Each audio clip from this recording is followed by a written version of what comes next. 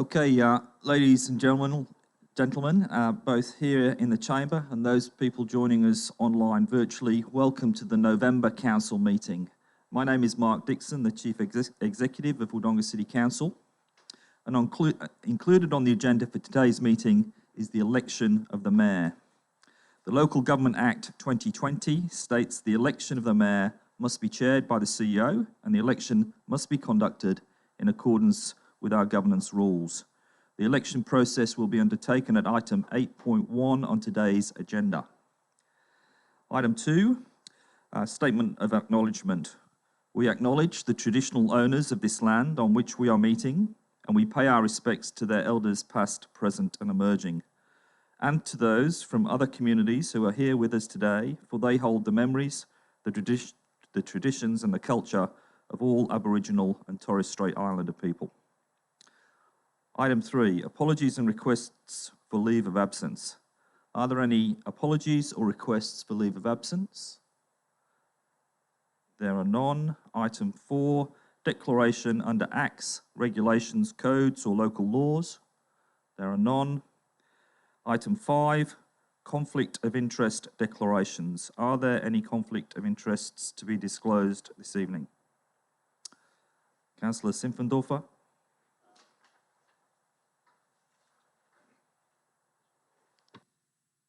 Yeah, thanks. See, I've got a general conflict of interest at 8.13. I think it's the Victory Lutheran College amendment item. Thank you, Mr. Mayor. Sorry, Mr. CEO. And Councillor Quilty. Thank you. I have conflict of interest with the same item, 8.13, with the Victory Lutheran College, general conflict of interest. Thank you. Thanks, Councillor Quilty. I'm just looking around the room. There's no other conflicts? No? Good. Item 6, confirmation of the minutes of the previous meeting.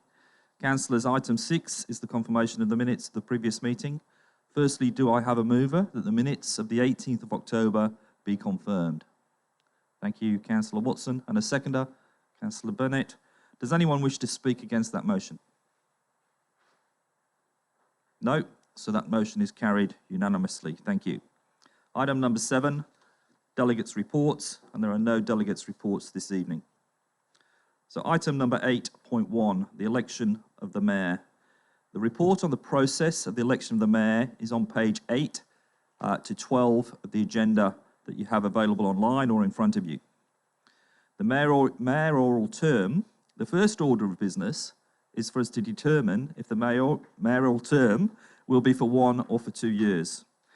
Do I have a motion that the mayoral term be for 1 year or 2 years?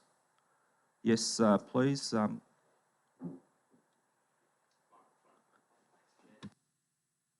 Thank you, Mr. Chair. I'd like to move that we make it 2 years. And happy to speak to that, but obviously I need to wait to see if there's a seconder on that. Okay, seconded by Councillor Simpfendorfer. So I'll just invite Councillor Poulton to speak to that motion. Thank you.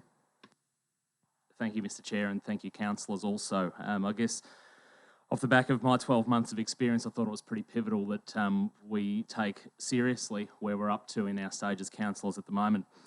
We've courted each other, we've become engaged, we've also ended up married, and now it's time to buy the house. I think it's pivotal regardless of who it is in this room that gets elected as Mayor tonight, that we back that person in. We all know enough about each other, I believe now, having worked together for 12 months, and I think it's fairly important to avoid any wishy-washy sort of decisions and leadership, and we make sure that whoever that person is, we back them in. Thank you. Thanks, Councillor Poulton, and over to Councillor Simpfendorfer to speak. Thanks. Thank you.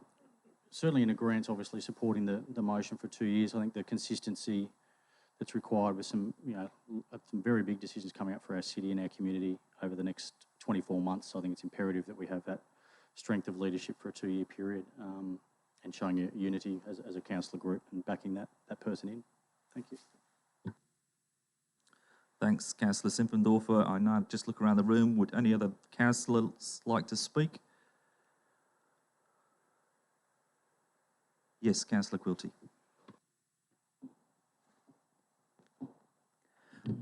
Thank you very much. I would like to speak against this motion. I think that while I understand the continuity is important, and when the mayor of the day starts on something, it's a good opportunity for them to progress with what they have started. However, we are only here for 4 years, and a quarter of the whole tenure is quite a big time. I believe even if we continue to re-elect the same person over and over again every year, I think it's a good time to stop, think, reevaluate for the mayor of the day and for the other councillors whether we would like to continue with the same person or we would like a new leader to have a go. Thank you. Thanks, Councillor Quilty. I'm just looking again to see if anybody else would like to speak. Yes, Councillor Bennett. Thanks, CEO. I will be speaking against 2 years and supporting instead 1 year for similar reasons. As Councillor Quilty spoke about, I think it's a good opportunity for us to have an evaluation point being in 12 months' time.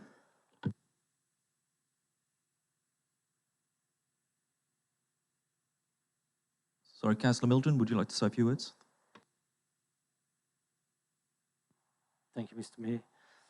I think for a whole range of reasons, including those that Councillor Bennett and Councillor Quilty have said, I think we should be looking at 1 year each time, even if we are to elect the same people into the role each time, same persons to that role and other roles. I think that's probably more an appropriate way to go about how we do this. It gives us opportunities to review and reflect, and I think that's fairly important in keeping things together, making sure that people are aware that their role is being reviewed, and that should apply to every councillor, so being reviewed and being checked through the system. So I think that's reasonably important on the way we go about this sort of stuff. And it creates and opens opportunities potentially for other people along the way. Other councillors may choose to have a look at all these different roles, and I think we'll get changes in the views and opinions of various councillors along the way. So, in fact, that would be the healthy way to see how things work. Thank you, Mr. CEO. Thanks, Councillor Milton. I'm just looking around. Yes, Councillor Watson.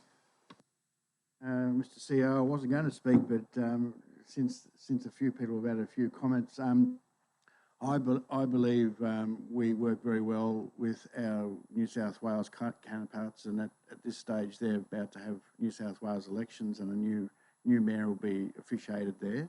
I believe that continuity is a good thing. I think who judge us is actually our community members who vote us in every 4 years, and that's the important part of this whole process, is how we as a group of councillors work together. And I just think for continuity, I think it'd be good to have a two-year mayor, whoever the lucky person is tonight, and we have 1 year at the end for a new person who may be wanting to stand for another term. So I'm in favour of this motion tonight, Mr. CEO. I think we're going around the room. So, Councillor Hall. I wasn't going to probably say too much, but as Councillor Watson mentioned, a few people have commented, and I was only ever going to support 1 year. I think Councillor Quilty and Councillor Bennett made some very good points, and I think the fact that, and Councillor Milton, in the fact that we can reassess this in 1 year's time doesn't necessarily mean we won't vote for the same mayor that gets up tonight. But I do think we need to have that open for the possibility. And I think all of us councillors here have a good knowledge of what comes across the table. And I think any one of us could step up to the role of mayor. And I think it should be open and given the opportunity to each one of councillors that want to put their hands up.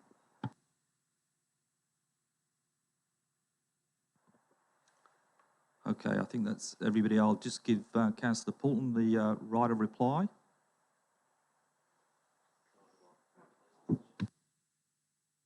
You'll never get a job in radio, Mr. Chair. Thank you very much. I've heard my fellow councillors and their comments, and I don't disagree. I'm pretty certain as I look around the room from my experience, the 12 months of us all working together, I've said any one of us could be a mayor at any point in time. You've just got to be ready to step forward. And what I'm hearing is some people might be ready to step forward in 12 months from now. So we'll look forward to that. But I guess in closing on the motion, I don't think it's going to get supported. But that's okay. That's what democracy is. And I'll take that one in the side. So thank you, Mr. Chair. Okay, thanks, councillors. So I'll put the motion. And the motion is that the mayoral term be for 2 years. All those in favour, please raise your hands. All those against? So the motion is defeated. Yep. So I will call that division. So Councillor Watson, Poulton and Simpfendorfer for, Councillors Mildren, Hall, Bennett and Quilty against. So we do need to procedurally just jump through this motion again. Mr. Chair, happy to move 1 year. I think it's our only remaining option, and I don't think I need to speak to it, but I'd obviously need a seconder. Thank you. Thank you. So we've so that the mayoral term is for 1 year. That's the motion. Do I have a seconder? Councillor Bennett, thank you. You don't want to speak, Councillor Poulton, Councillor Bennett? Anybody else want to speak? So I'll put that motion that the mayoral term be for just 1 year. All those in favour? Carried unanimously. Thank you. Okay, on to the election of the mayor. I've received 2 nominations for the election of the mayor. I'll proceed through the nominations in the order that I've received them. Firstly, I've received a nomination to nominate Councillor Poulton for the position of mayor, signed by Councillor Simpfendorfer. And secondly, I've received a nomination for Councillor Mildren for the position of mayor from Councillor Hall. So for the first nomination, I have a nomination for Councillor Poulton. Do I have a seconder for the nomination? Councillor Bennett, thank you. I also have a nomination for, obviously, Councillor Mildren. Do I have a seconder for that nomination? Thanks, Councillor Quilty. Okay, so firstly, I'm now going to go to, I'm not doing this in the right order. I don't do this very often. I apologise. So in the order that I receive them, Councillor Poulton, do you accept the nomination? And would you like to say a few words in way of a short pitch?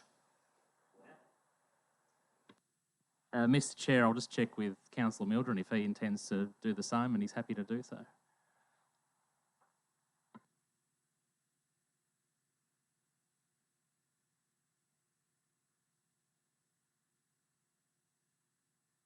I'm hearing Councillor Bennett would like a pitch. Councillor Mildren wasn't intending to.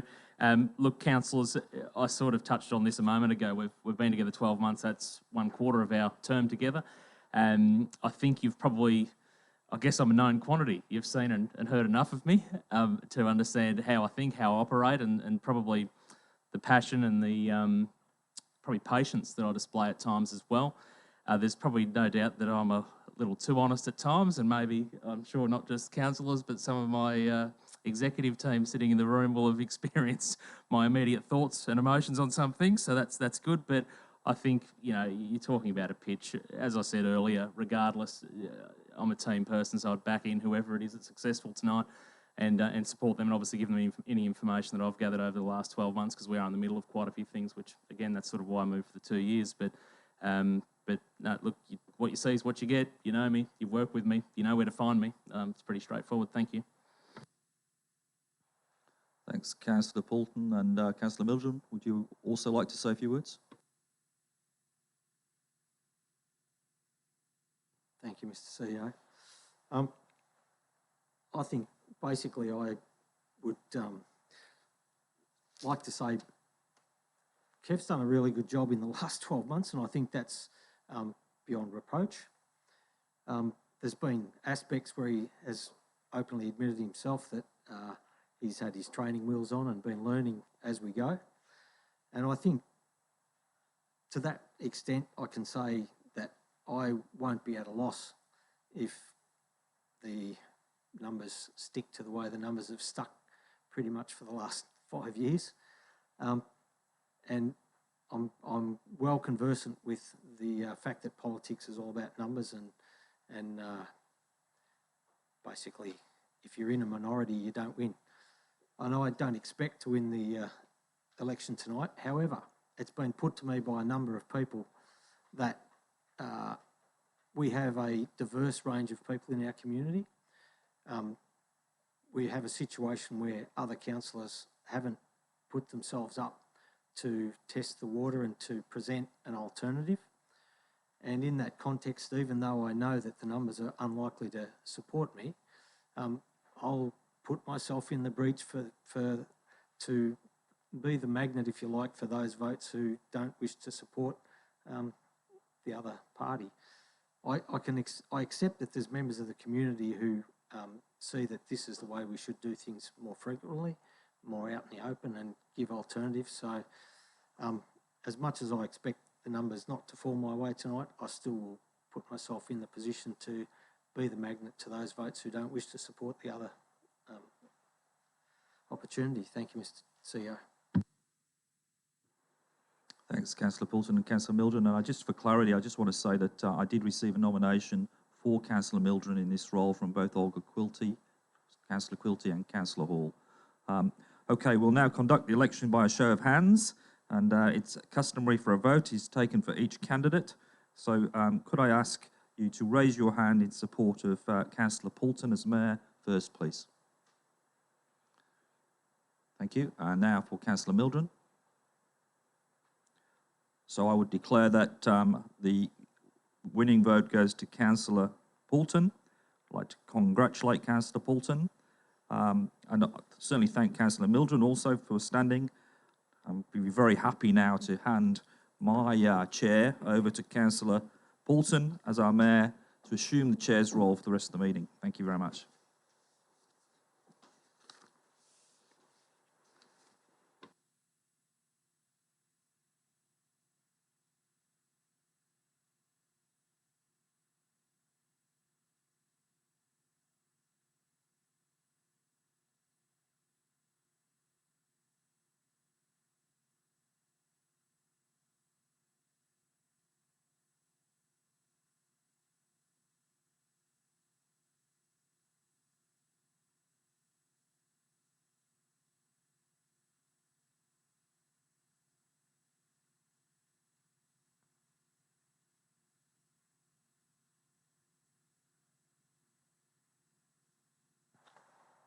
Thank you, Mr. CEO, for chairing your favourite part of the year.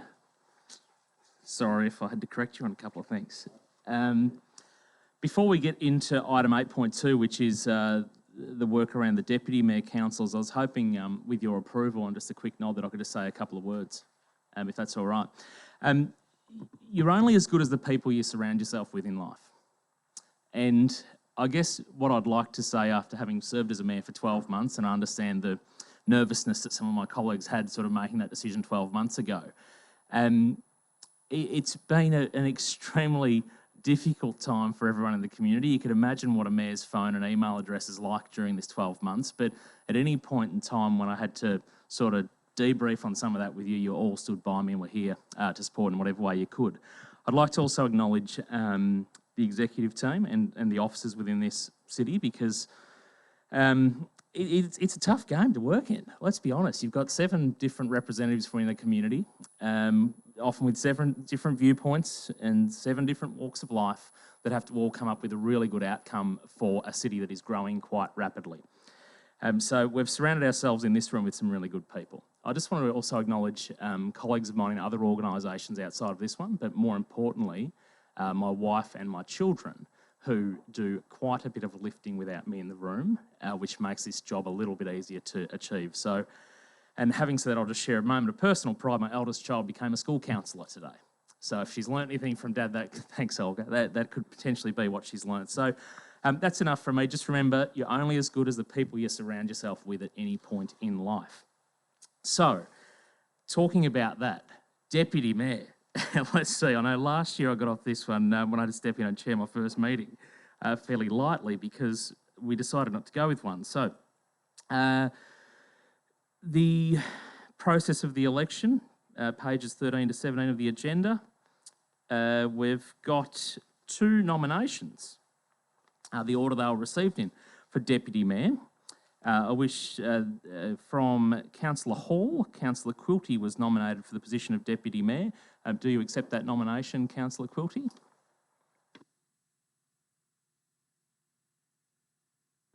Good work. Timing. All right, let's go for councillors. 1 year or 2 years. Was someone prepared to move a motion on the Deputy Mayor term? Thank you, Councillor Mildren. Thank you, Mr Mayor. 1 year. Thank you. Do I have a seconder for 1 year? I've got more than enough seconders. Does anybody wish to speak against, knowing the debate that happened for the mayoral term? Oh, Councillor Quilty, question.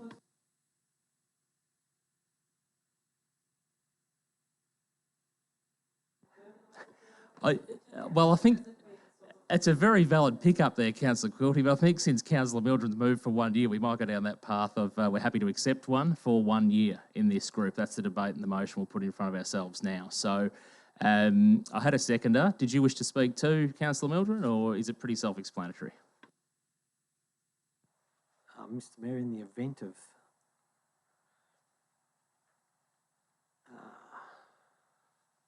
I might seek to withdraw my motion.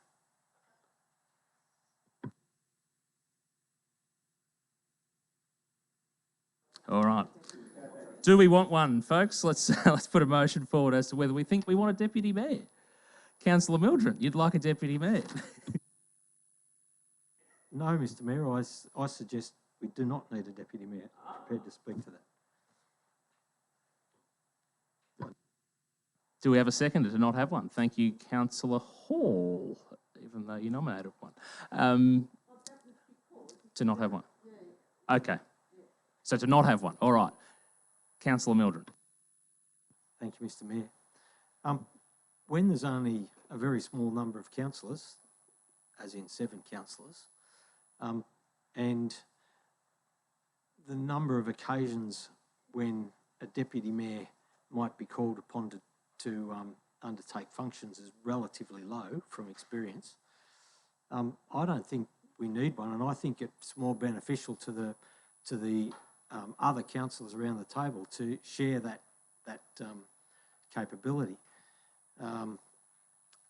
It has impacts that can flow through to many things, because, to use an example, if we have an elected deputy mayor, then any activity that the mayor is appointed to undertake the function of, or to participate in, or to be the representative in respect to, then automatically the deputy mayor becomes the substitute, which isn't consistent with a number of things that we've had in the past, and isn't consistent with some of the things that we've got floating to the agenda tonight.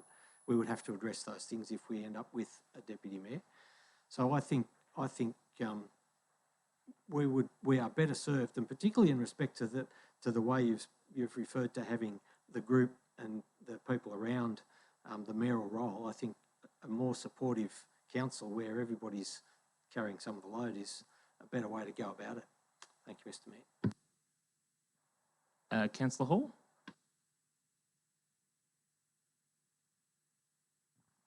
I don't support having one, and I have never done, but I did put up Councillor Quilty in the light that if that doesn't get up, not supporting it. So, I agree with Councillor Mildren. I think it's something that can be shared around. Sometimes I feel like a deputy mayor is more of a political statement in regards to fulfilling the agenda of the mayor, maybe. I don't know. But anyway, that's a question I'll put out there. But no, I don't support having one. Thank you. Thank you, Councillor Hall. Councillor Bennett.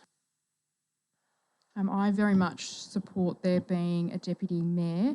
I've been listening to the rolling interval, the new mayors and the new deputies around the state, so there being 79. I don't think still I've heard of one that doesn't have a deputy. It's certainly much more common to have a deputy than not have a deputy. And although I hear the concerns about sharing the workload, even if there is a deputy, we can still share the vast majority of that workload. I know, you know, the last year, Kev's always saying, you know, do you want to come and do this video with me? Do you want to come and do that? You know, he's very for sharing that workload around. And even if there is a deputy, I would still hope that we would share this workload around. I think certainly some of the feedback that I've heard from community is it's good to have a deputy when, you know, community have a range of different events happening and they would prefer the position of mayor or deputy mayor to be there as well. So I think that's another reason to have that role. Thank you, Councillor Bennett. Any other councillors? Councillor Watson. If I'm not too late, I'd better foreshadow another motion if this fails after the correspondence from across the river, across the... Thank you, Councillor Watson. Councillor Mildren in closing?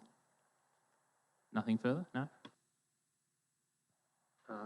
Little to add, Mr Mayor, except I think, as you yourself did earlier, I think I can count the numbers. Thank you, Mr Mayor. It's a nice feeling, that, isn't it, when you can count the numbers. Therefore, the motion is to not have a deputy mayor. Councillors all in favour of that, please raise your hands. All opposed?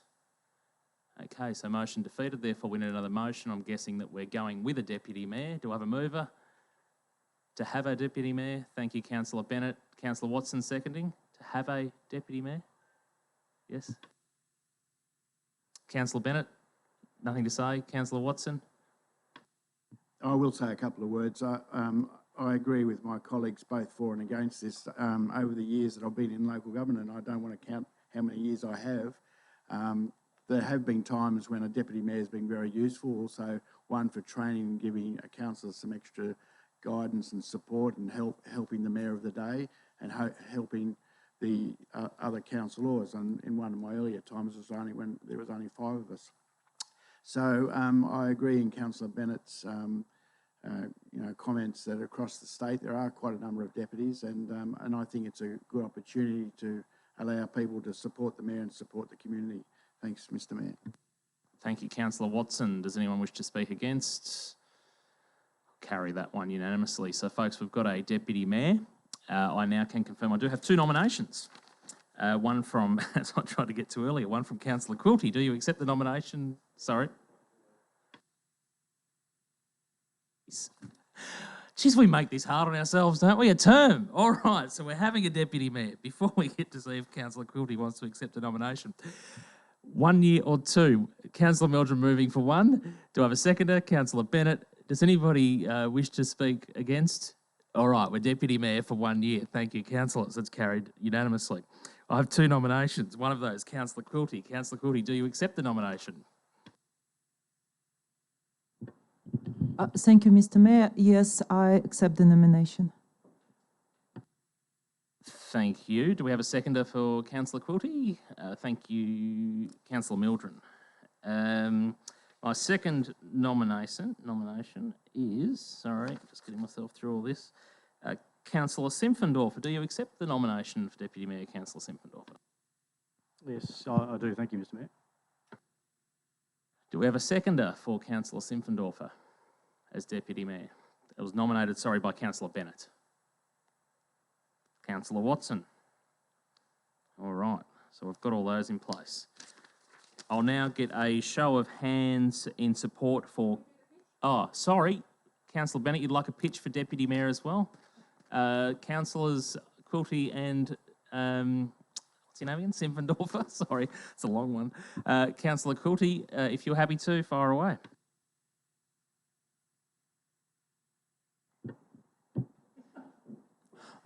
Thank you, Mr. Mayor, and thank you for nominating me. My pitch will be very short. I voted against having a deputy mayor for exactly the same reasons as Councillor Mildren. I think we are all here to support the mayor and to do our part. A deputy mayor, however, should be the first person the mayor falls onto, but not the only person. And should I happen to be elected deputy mayor tonight, I will still look for support from my fellow councillors. I think the community benefits from the 7 of us, not from having one or two representing and being the so-called the face of the council. Yeah, I think that's enough for me. Thank you. Thank you, Councillor Quilty. Councillor Simpfendorfer. Thanks, Mr. Mayor. Not so prepared for the pitch. I thought about maybe taking the easy option and throwing off to who nominated as to why they think it might be the best, but no. Look, in all seriousness, I think I lean towards, obviously, and voted towards a deputy to formalise how we sit as a council and how we represent our community to our external partners, not just our own community, but to the state and to our neighbours across the river. I think it's important that we have got our feet under the table after the first year, and now we can formalise that as we push through the next couple of years. But I'm very glad that it's for 1 year for the role of a deputy mayor, and I think hopefully would be a good fit to support the mayor if the numbers get up. Thank you. Thank you, Councillor Simpfendorfer. Now, as per the mayoral election, we'll do the deputy mayoral election in the same order. A show of hands for those in support of Councillor Quilty for 1 year as deputy mayor. Thank you. I've got a count of 3 for those in support of Councillor Simpfendorfer for the period of 1 year as deputy mayor. Congratulations, Councillor Simpfendorfer. You are now deputy mayor of the city of Wodonga. And I'll offer you the same, I guess, pleasure of if you'd like to say a few words. Very brief, because I know we've got a really big agenda, but look, very humbled, very proud to take the role of Deputy Mayor for 1 year, and obviously I'll be giving absolutely 100% to the city and to us as a group of councillors, but definitely want to reiterate exactly what's been said around the room, both for and against it. It's not just up to the Mayor and the Deputy, it's incumbent upon all of us to represent the city in the best interests, and how we do that as a group moving forward, I'm really positive about, and hope we can achieve some great things in the next 12 months. Thank you, Mr. Mayor.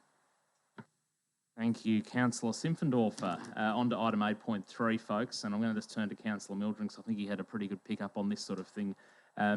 This is the appointments to committees. We did have a tabled document, councillors, for a decision, and we had the idea to maybe, if someone felt so inclined, to move a motion around that. But Councillor Mildren, I think you wanted to make a correction to that tabled document just in terms of, in light of Deputy Mayoral election. Thank you, Mr. Mayor. The way we've structured the committees and the nominees for certain roles in the committees, in some aspects we've nominated individual councillors, and in other aspects we've nominated the Mayor, which is perfectly appropriate in how we should go about it. Convention has it, and proper protocol has it, that in the absence of the Mayor, the Deputy Mayor always is the substitute of first call, always.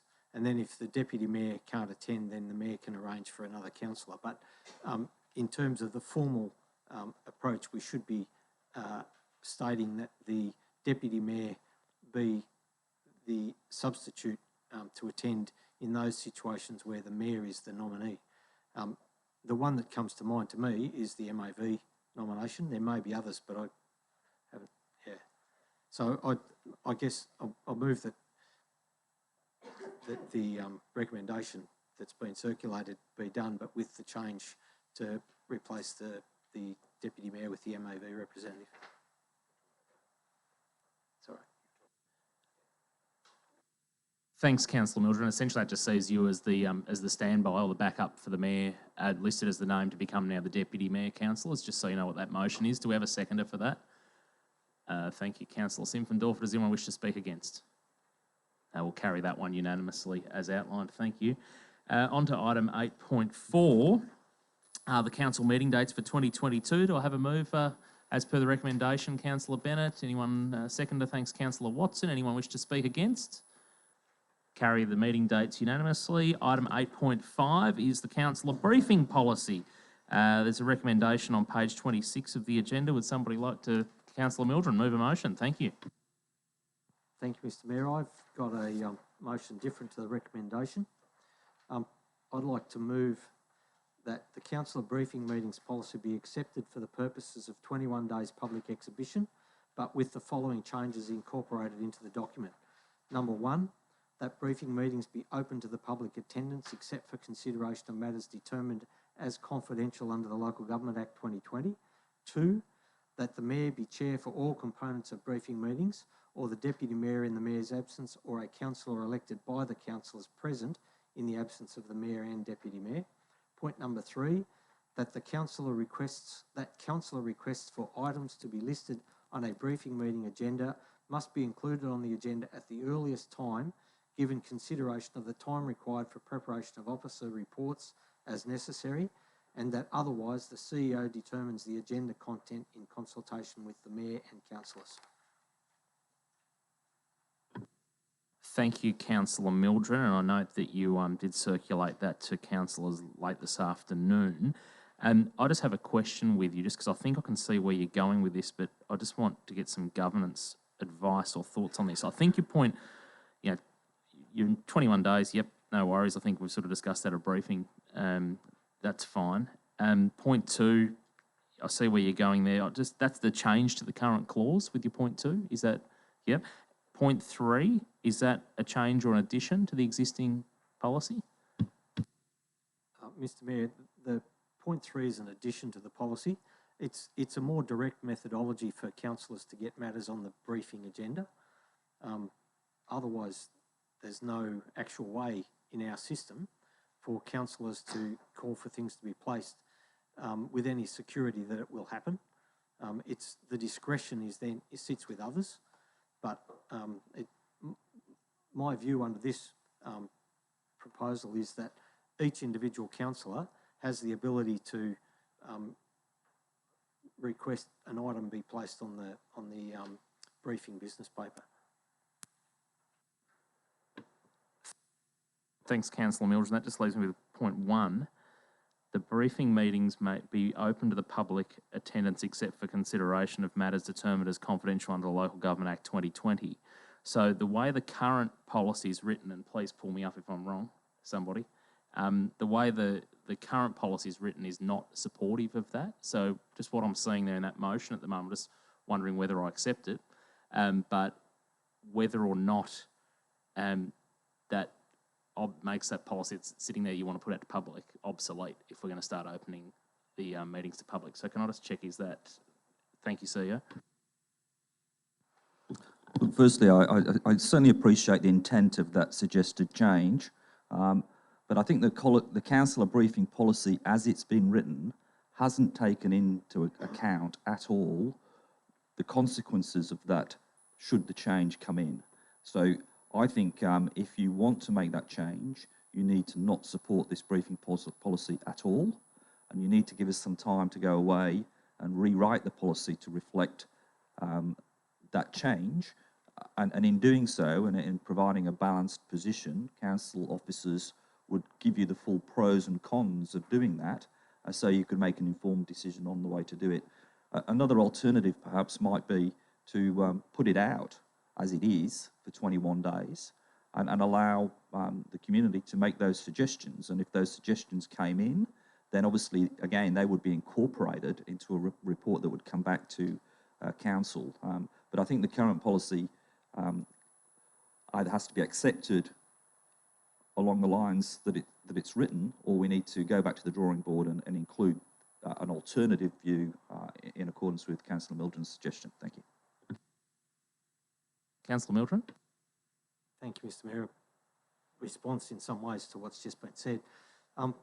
In effect, what this motion does is ask that the report, the policy statement be written in accordance with the matters that are in this, assuming if this were to be passed, it's asking for the policy statement to be rewritten to incorporate these factors. Now, we can do that in a number of different ways, and we could, and if my colleagues around the table were of a mind, we could do it in a manner whereby we require this to be done and then for the policy to be brought back to us again, and then we do the public notice. As I've said on many policy statements in the past, I don't agree with putting policies out where the council is of a mind to change them before it happens, or the council may be of a mind to change it before it happens, subject to the numbers and so on, of course. But I don't think we should be putting stuff out that's incomplete. And if there is doubt about what might constitute the policy, then I don't think we should be putting the policy out in a format that's got doubt about it. Having said all that, if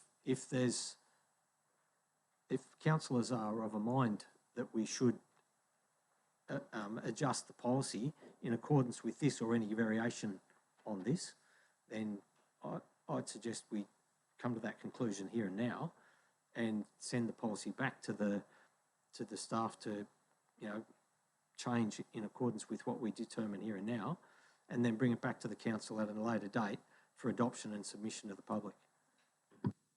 Thanks, Councillor Medger. I'm going to ask you to work with me on this for a second, because I think maybe I might reject that motion and just word something a little bit clearer, with your permission, in terms of how we step forward and get a report back to councillors to be able to say, these are the pros and cons of having them open. This is because as a councillor myself, I haven't seen that. I know it's been debated before, but I haven't actually seen what that looked like. And I'm sure I'm not the only councillor in the room that's like that at this point in time. So, Governance Officer Kevin Scully, I'm thinking I like the concept of taking it to public.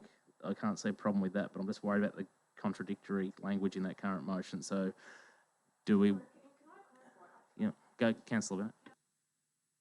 Councillor Mildren, do you mean instead of this as it is going out, that we actually don't send it out for consultation now and the officers rework it with your intent and then it comes back to us to then go out for consultation? Yeah. Yeah. So I think that would be the better way forward. Of course, this is why we have councillor briefing sessions. No, just let me finish, please, Councillor Mildren. The councillor briefing sessions give us an opportunity for council officers to actually... let me finish, please. There is no point... Well...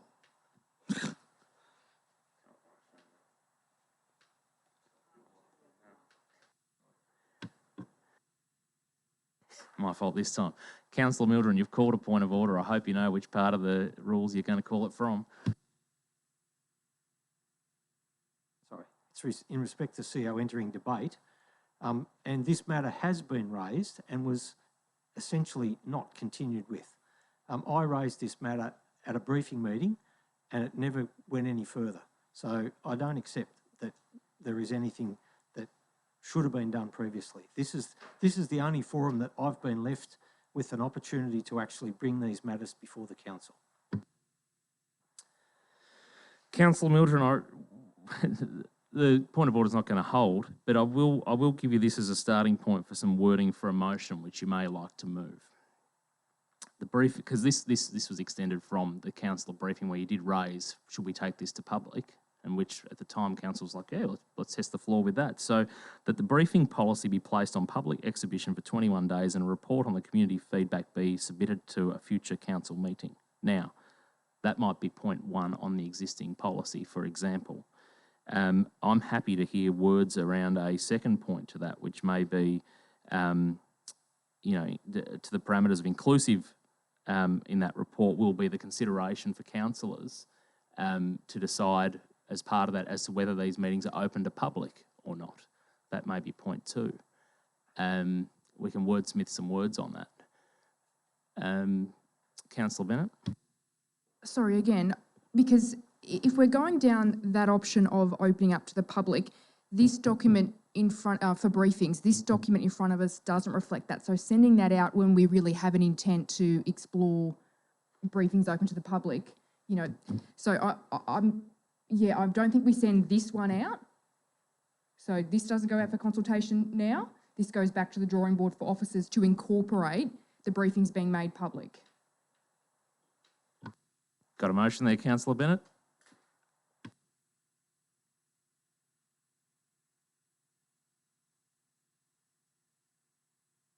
Councillor Mildren's got a motion that's going to hopefully meet everyone's desires. Mr. Mayor, I'd be happy to change the motion to the point that says the matter be referred back to the officers to incorporate the 3 points raised and the 21-day public exhibition in a new draft document.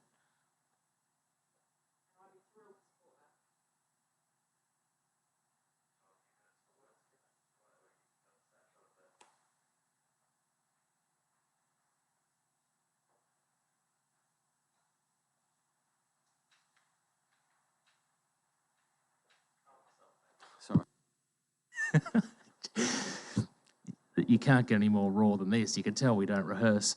I've got one here that says that the CEO be requested to revise the briefing policy with the following 3 points in mind, and then it lists your points, and obviously with the intention. I guess the next sentence would be with the intention for it to be displayed publicly following that. Yeah. Come back to a council meeting. Thank you. Councillor Mildren's good. Councillor Bennett. Mildren, would you like to introduce the motion? Thank you, Mr. Mayor. I think one of the most important elements of our role as councillors is that the public understand as transparently as we can reasonably make it, with all the parameters and all the restrictions and constraints that we have in respect to how we go about making decisions under the Act and various other pieces of regulatory control. I think it's absolutely important that we make as much of this open to the public as we possibly can. We have, on many occasions, we get information through briefing sessions that is all very good for the councillors, and we use that in making our decisions when it comes to sit round the table in the council meetings. But the community don't see that, and they don't understand why we make the decisions the way we make it. And there's frequently occasions where it creates complexity and misunderstandings in the community about why we've done what we've done. And I think to open this up and to make it completely open and transparent, where the community has the opportunity to see how we reach the decisions we reach, can only be a really good thing for our relationship with our community and how we go about transpiring our business.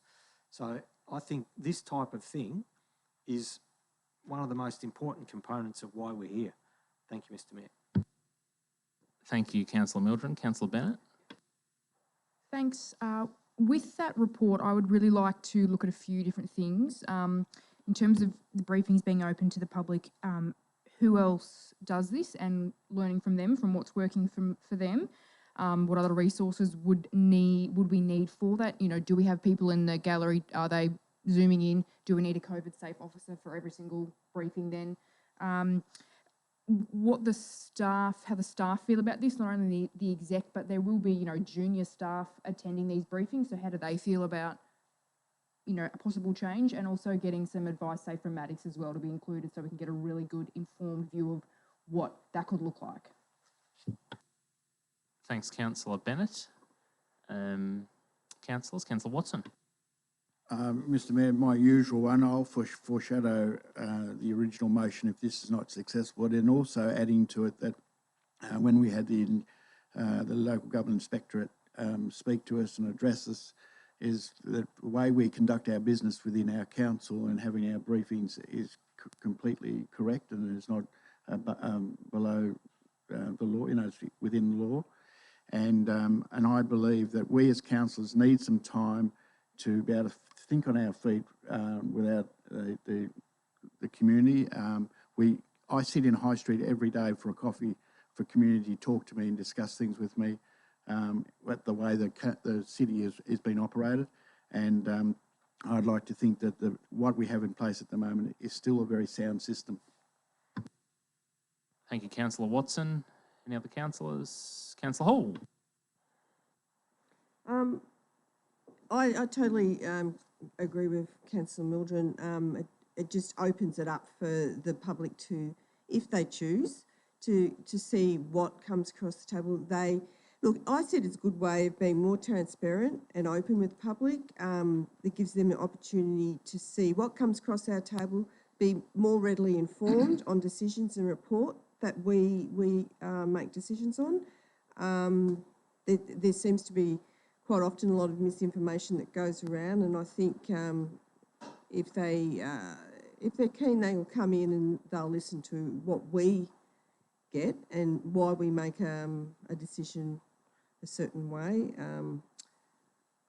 We've done this before. We had back in 2018 at the prior council, there was a unanimous decision to have briefings open. Then we got a report.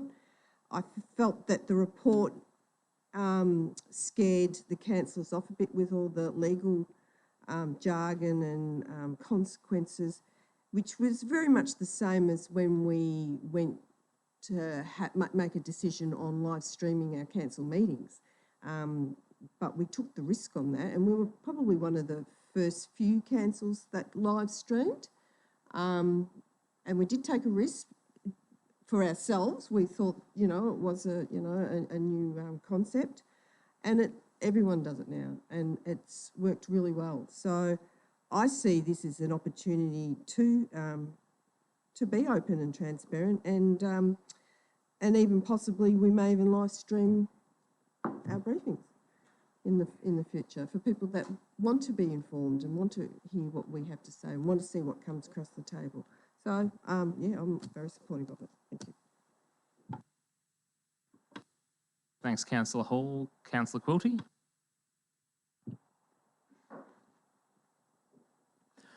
Thank you, Mr. Mayor. I am aware that we are not even in the middle of our agenda. So I'll just briefly say that my colleagues, Councillor Mildred and Councillor Bennett, have raised very valid points, and so far we've mostly focused on having briefing meetings open to the public. I very much support that. I would also like to acknowledge the other 2 points which I would very much like to see incorporated into our briefings. I support the point where we have either the mayor or the deputy mayor, or in the absence of the 2 representatives elected by council, chairing those meetings, briefing meetings. And I very much appreciate the point of the councillors being able to request to add an item to the agenda. And of course, it needs to be done in time, in reasonable time for our hardworking officers to be able to provide this for us. Councillor Bennett has raised the point of us learning from other councillors.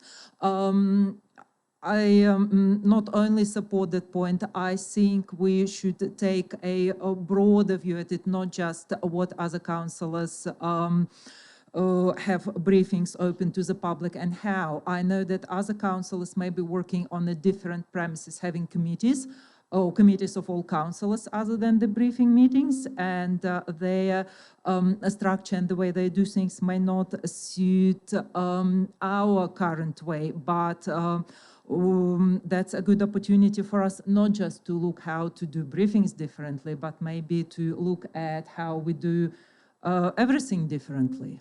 I'm just, sorry, just going to call time because it is, yeah, you're exactly right. We've got a massive agenda and we're not even halfway through it. So, no, you did to start with. I cut in to move on. So, councillors, Mildred in closing.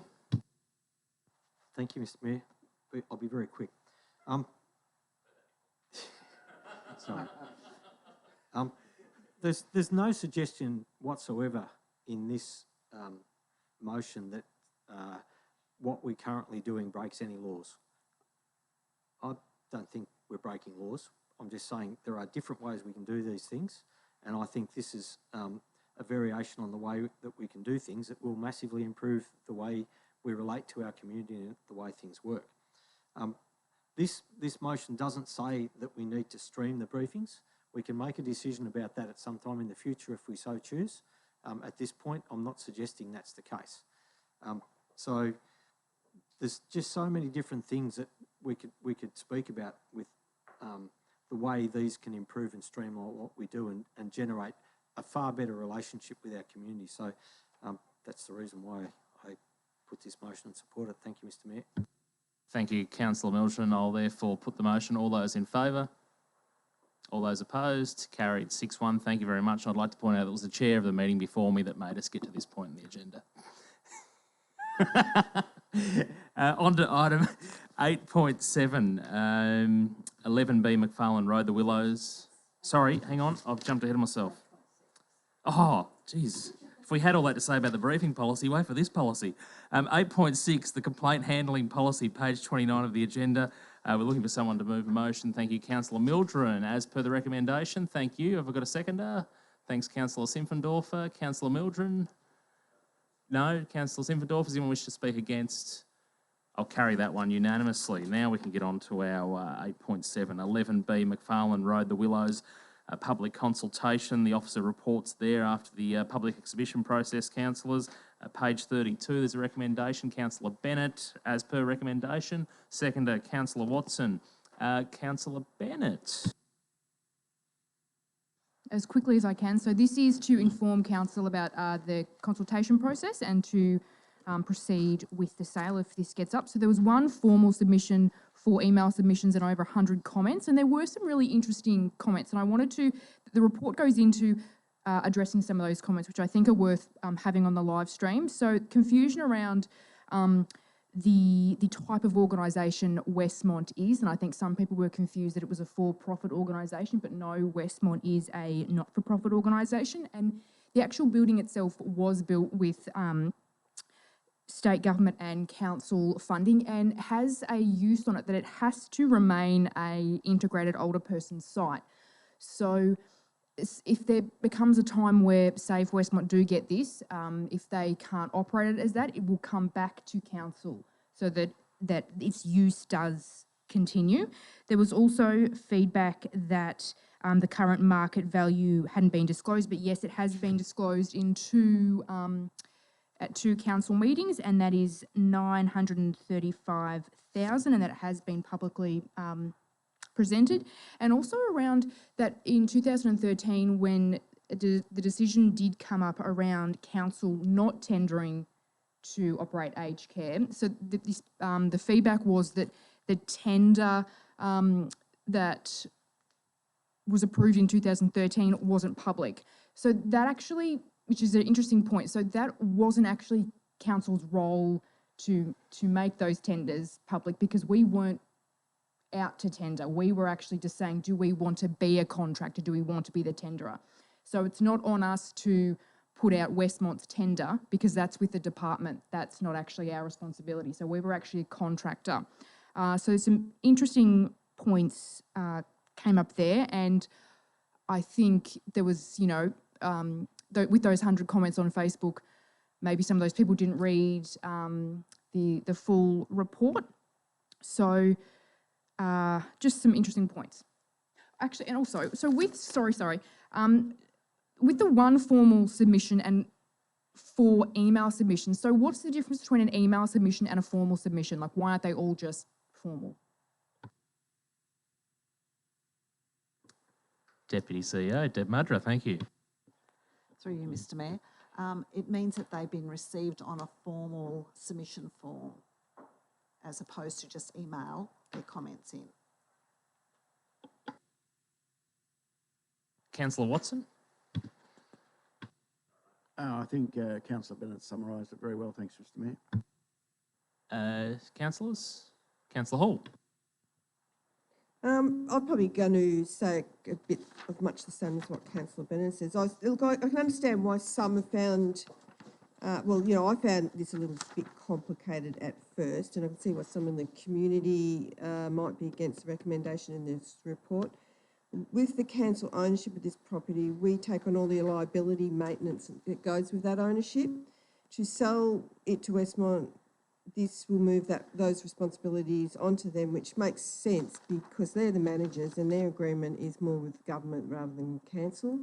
We, as a council, have no say in their management operations. The Willow was built with state government and council funds for the purpose of establishing an integrated older person site. And the purpose and use of the building is specific and requires departmental approval for any alterations in its use. This constrains any other use of the building.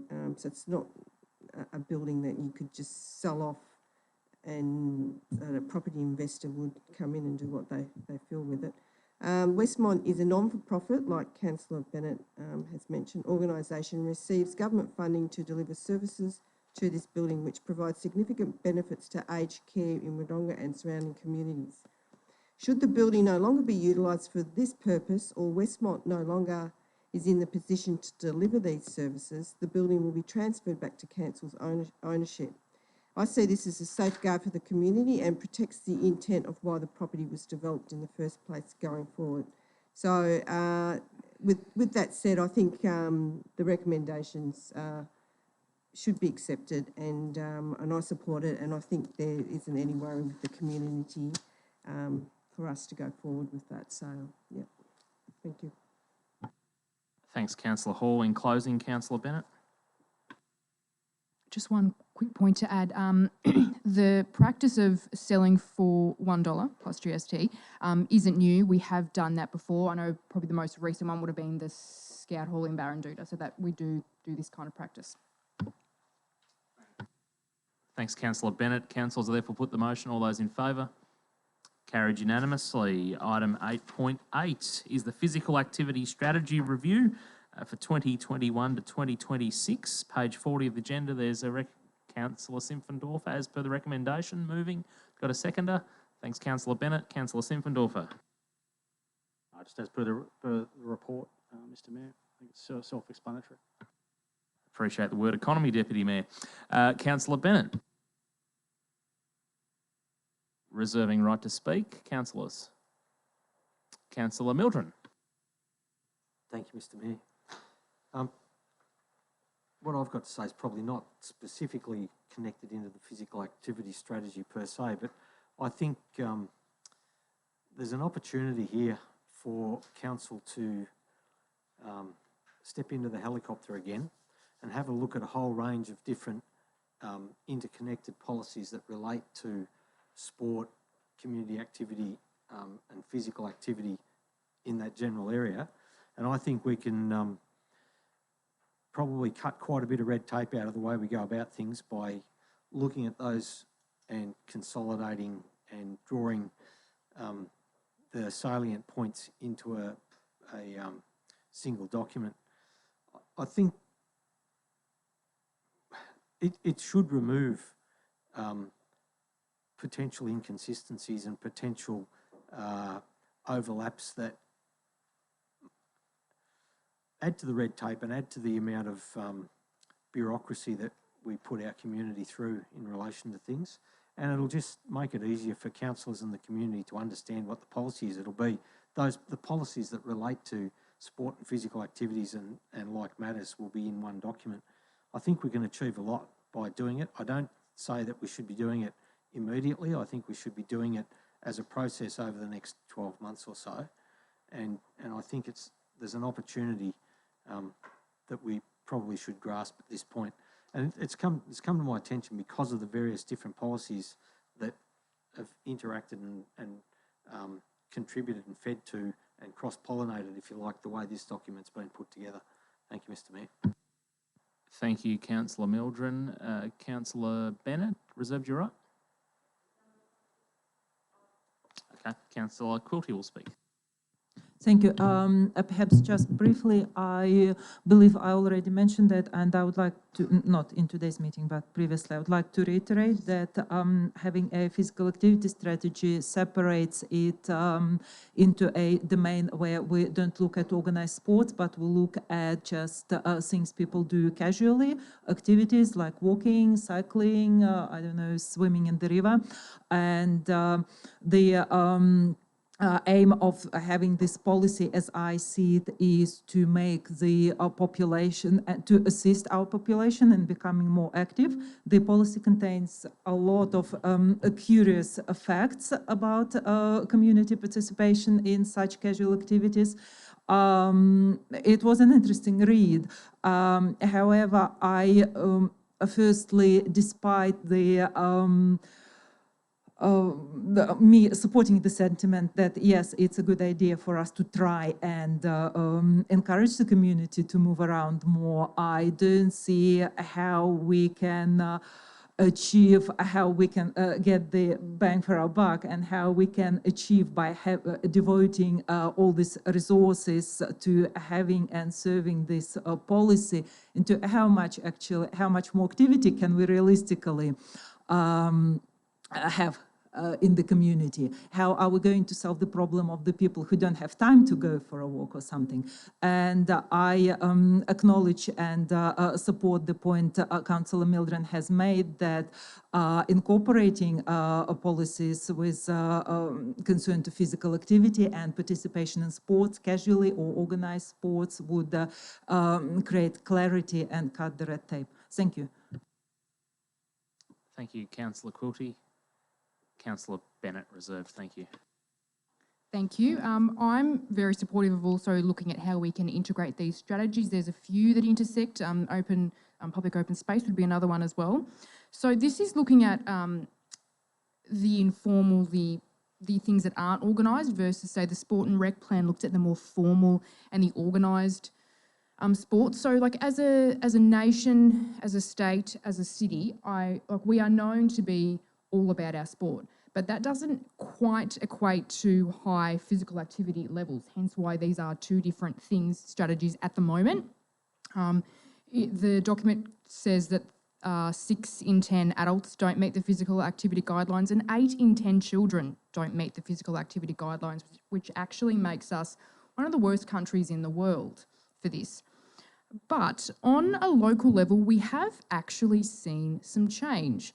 So, and this was before COVID, because I'm absolutely sure COVID has had an impact on this, but we were starting to see the change on these numbers even before COVID. So the investment that we have been making has been working, and it's not just council. Council is playing a role, a particularly important role, I think, as the planning authority, but there are many organisations in the community and groups and individuals that have been working towards this, so it is a credit to them that we have been making some changes in this.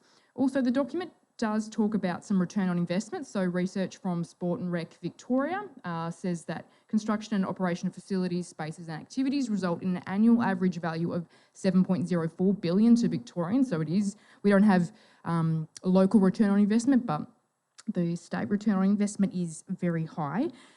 As being involved in some of these initiatives that are happening locally to encourage physical activity, I know how absolutely critical it is that council is at the table, planning neighbourhoods, planning footpaths that connect, managing open space is so critical for this. And all those other community groups and organisations that are working so hard definitely need council sitting at the table, even if it is a small resource. I think the position was only 0.2 or 3, but that makes a big difference.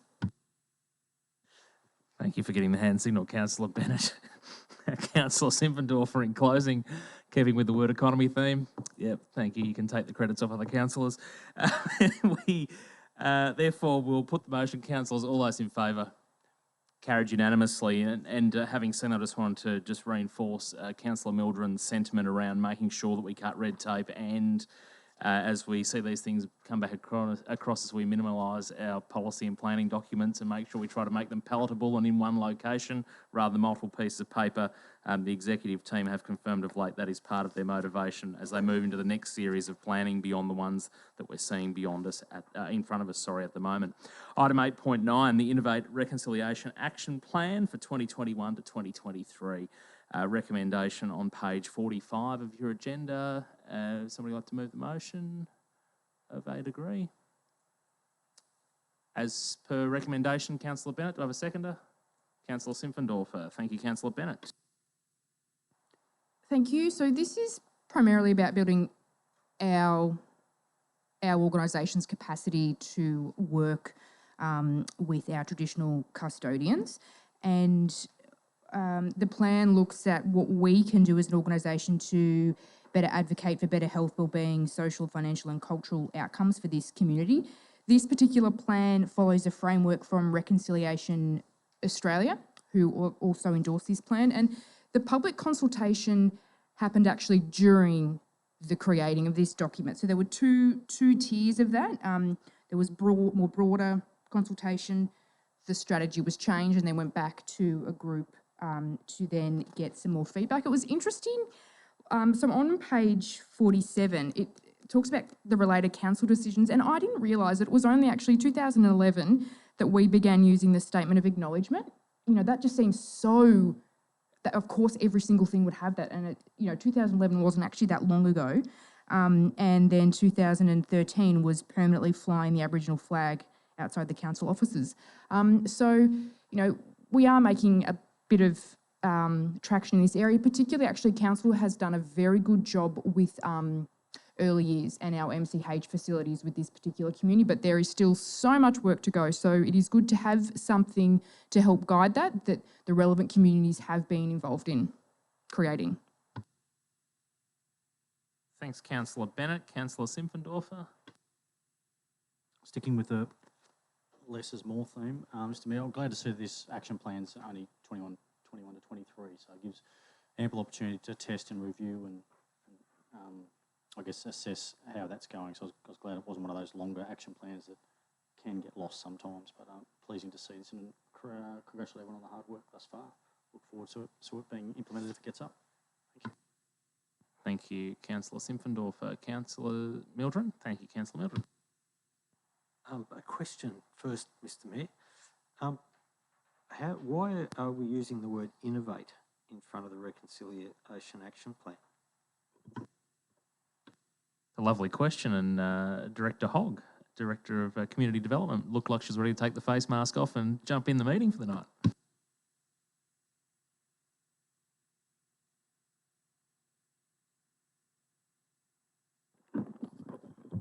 Councillor Mildren, there are various, when working with Reconciliation Australia, there are various stages of development in which you would undertake a RAP. Our previous one was our first foray, an embryonic. The next step is what's actually formally called by Reconciliation Australia an Innovate RAP.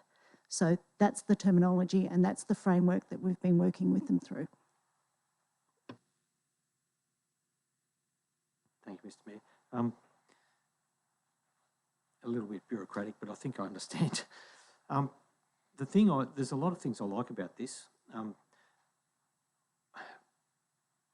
Having had some involvement in various stages over many years with different Aboriginal organisations and groups, there's a few things that have come out to me, and like I see the terminology which we use occasionally in relation to the owners, the traditional owners.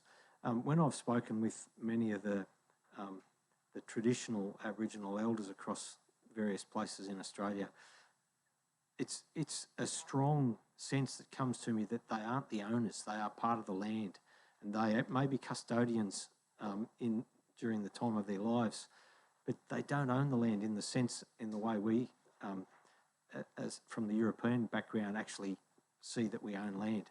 And I see that there's things coming out in this document that is more reflective of that traditional elder approach to things than perhaps some of the other stuff that's happened along the way. And I think that's encouraging. So I'm fairly happy to see this document going in the direction that's going. Thank you, Mr Mayor. Thank you, Councillor Mildren. Councillors? No. So in closing, Councillor Bennett? No. I'll therefore put the motion. All those in favour? Carried unanimously. 8.10, councillors, is the next item. Yes. Your procurement policy, an update to the instrument of delegation. Should that be adopted tonight? The recommendation is on page 50 of the agenda. Would somebody like to, Councillor Simpfendorfer, moving as per recommendation? Yeah. Do I have a seconder? Councillor Watson. Councillor Simpfendorfer. I'll just reserve the right at this stage, Mr Mayor.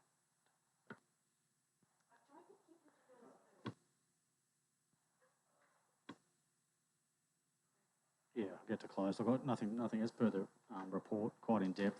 It's gone through the Audit and Risk Committee from what I understand, and it's come before us today. So, as per the recommendation, thank you. Thank you, Councillor Simpfendorfer. Councillor Watson. Thanks, Mr. Mayor, and I thank all the staff that have put this together, along with the other state local governments such as Shepherd and Wangmore, Miranda, Strathbogie and Mansfield to name them. But it's something that we need to have the procurement to make our costs and our figures a lot better. And thanks to the team who's done it. Thank you, Councillor Watson. Councillors. Councillor Quilty.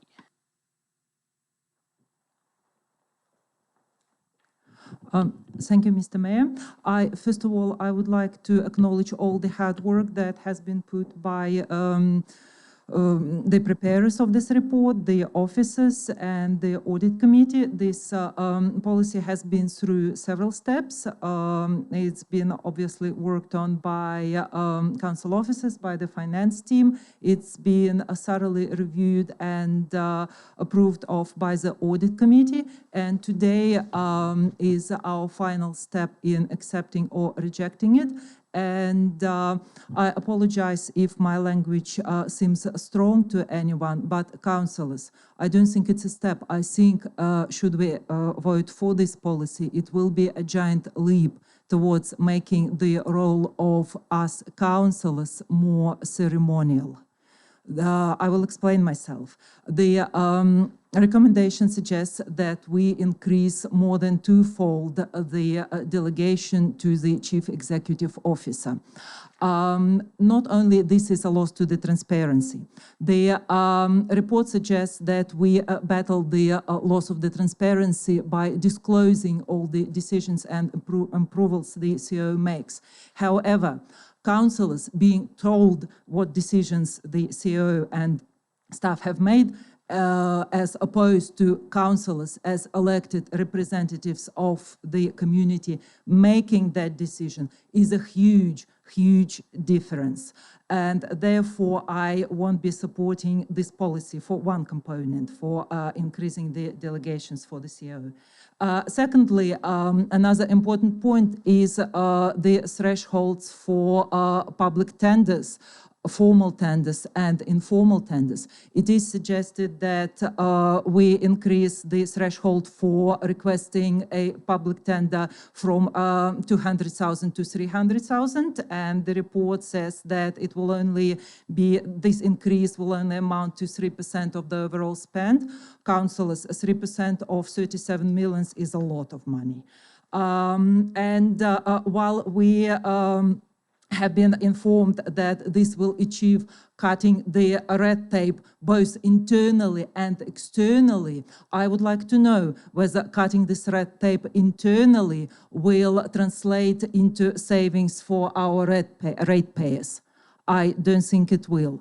The point has been made at the audit committee that the big tickets usually get reviewed, and it's fine to have the big thresholds increased, such as increasing the director's delegation threshold to and increasing the manager's thresholds.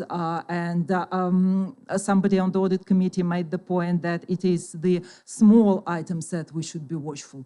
I believe it is a priori that officers, directors, councillors are all honest and do not commit fraud or embezzlement. Of course, we need to have checks and balances for that, but we hope and believe that this doesn't happen. However, I continue to believe that we are custodians of ratepayers' money. We are not here to make or allow the officers to make decisions on the issues for the ratepayers. We are here to make things public, transparent, and first and foremost, to make decisions ourselves as elected representatives of our community. Thank you. Thanks, Councillor Quilty. Councillor Mildren. Thank you, Mr. Mayor. I'm probably not as eloquent in presenting things as what Councillor Quilty just did, collectively,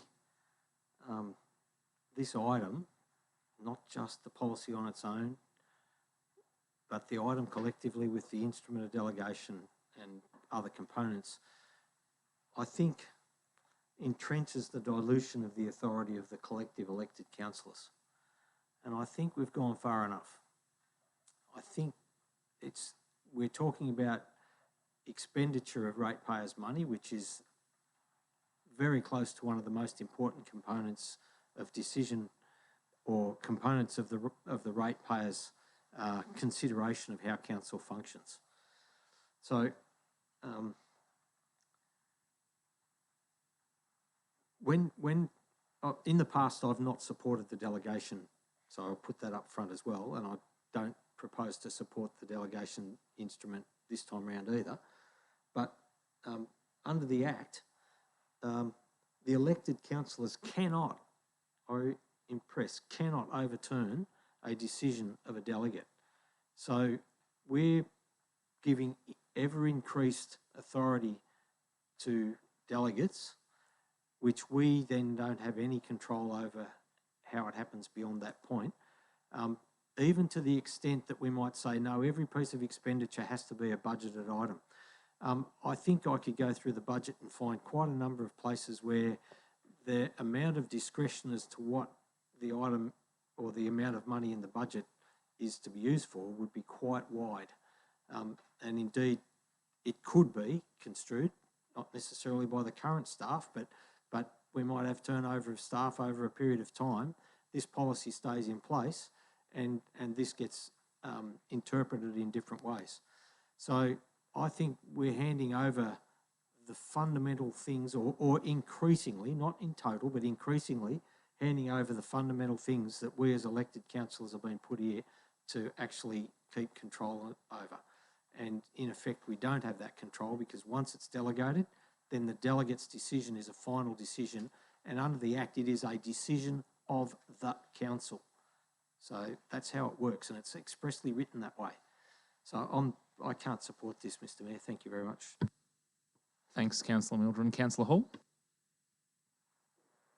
Look, I'm with the same. I do not support the recommendation in this report. I support the current levels that are delegated. From the pie graphs here in the report, with the delegation approvals, it's 67%. The change will go, that comes before council. This will change to 48% under the new proposed delegation amounts. That's around 20% less that will come back before council for determination. In my opinion, I see this as a loss of transparency. It is noted that the CEO will provide a monthly report on what has been improved, but once a decision, like Councillor Mildren mentioned, has been made, it cannot be undone. If the council didn't agree with it, it's too bad. I believe our community want more transparency in decisions coming before council, not less. Then they get the opportunity to see what actually comes over the table and our reasons for voting for something and, you know, the decisions why we made that. So, yeah, I can't support this motion tonight. Thanks, Councillor Hall. Councillor Bennett, the only one not to speak, yeah? Just briefly, wanted to highlight that the Audit and the Risk Committee are very supportive of the recommendations in this document. There's been a comprehensive collaboration project within the Hume region to come up with this, and they have looked at extensive data analysis, and they've been meeting fortnightly for the past 12 months. So a lot of work has already gone into this.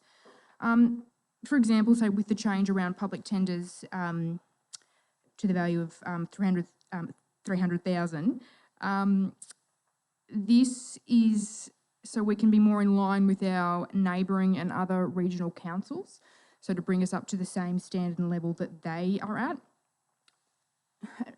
So this is what's informing me to vote for this. We've already accepted the budget.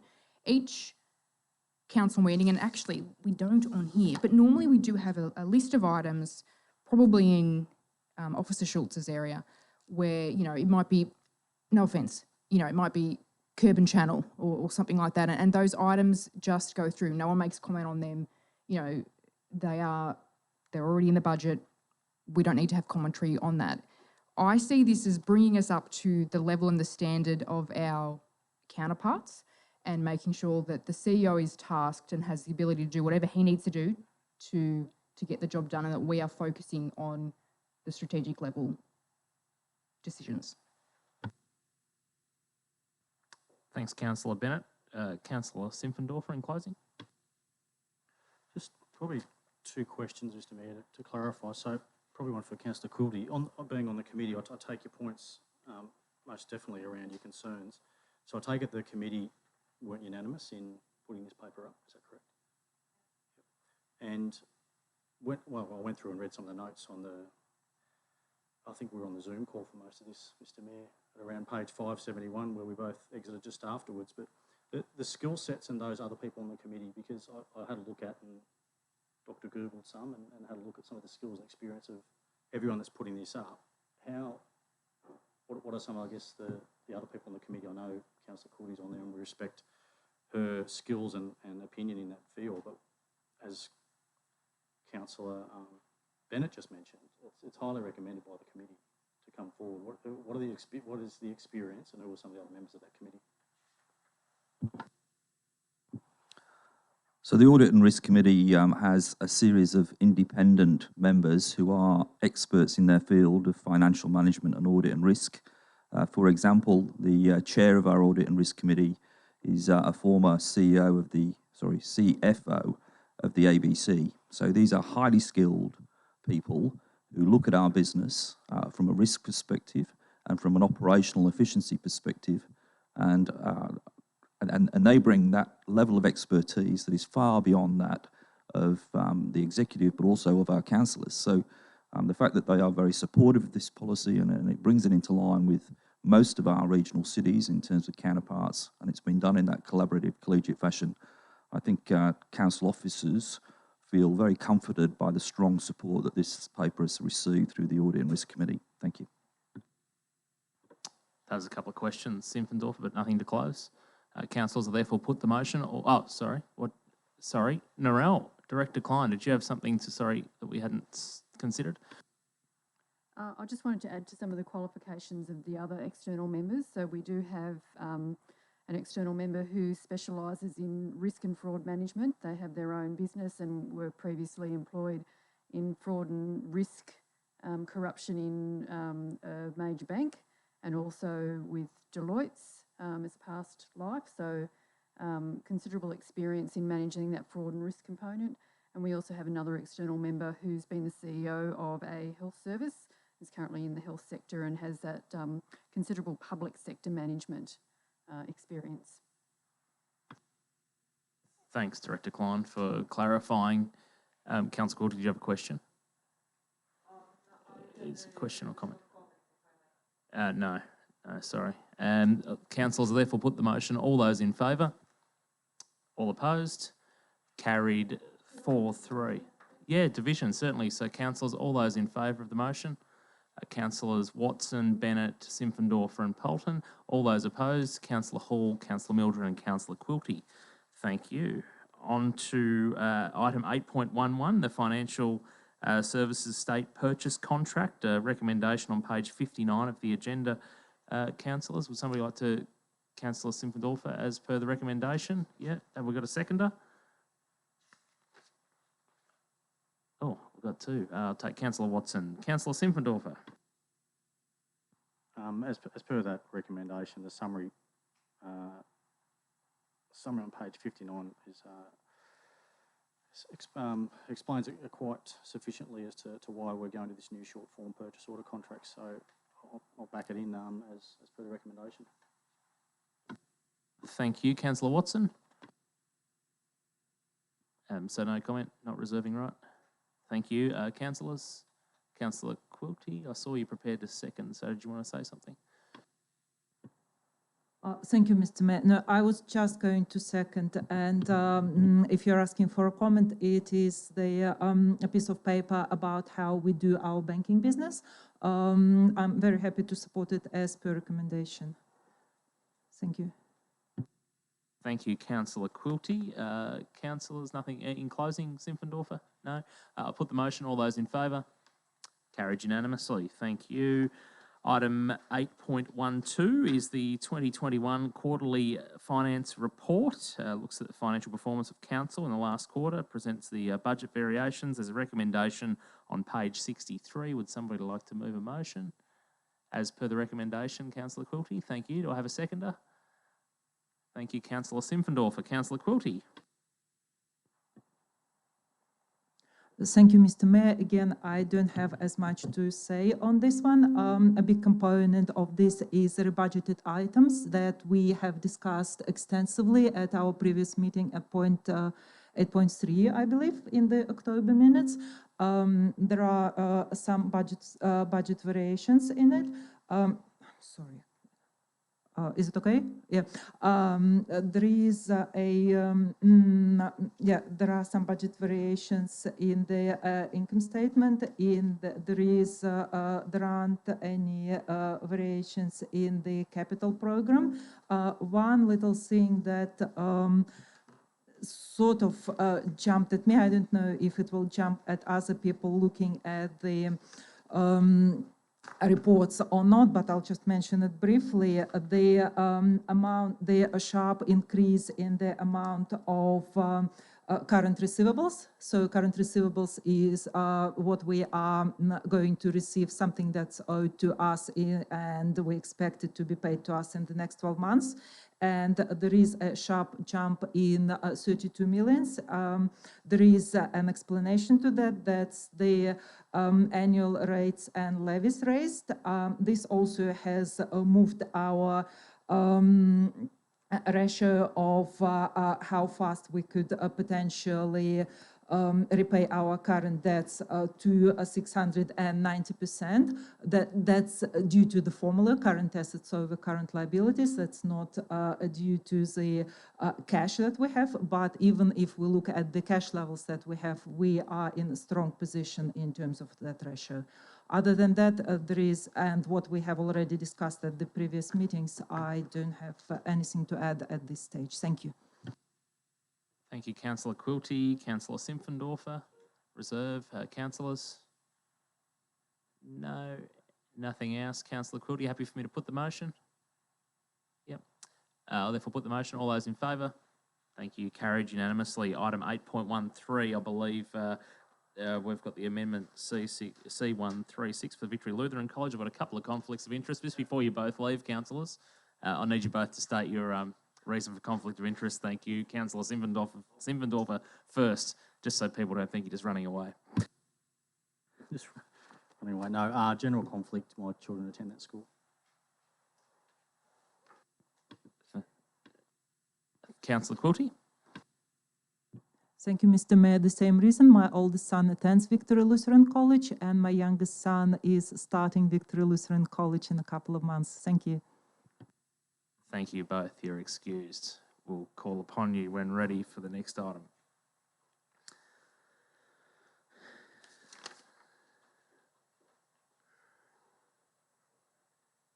All right. Lucky them, they get a toilet break. Sing out if anybody needs one. Councillor Mildren, is it you're happy to move as per the recommendation? Do I have a seconder? Thank you, Councillor Bennett. Councillor Mildren? Does anyone wish to speak against? No. Happy for me to carry? Oh, yep, okay. Go, Councillor Hall as seconder. Look, this is an item that's been before us a couple of times, I think. So it's just a matter of the final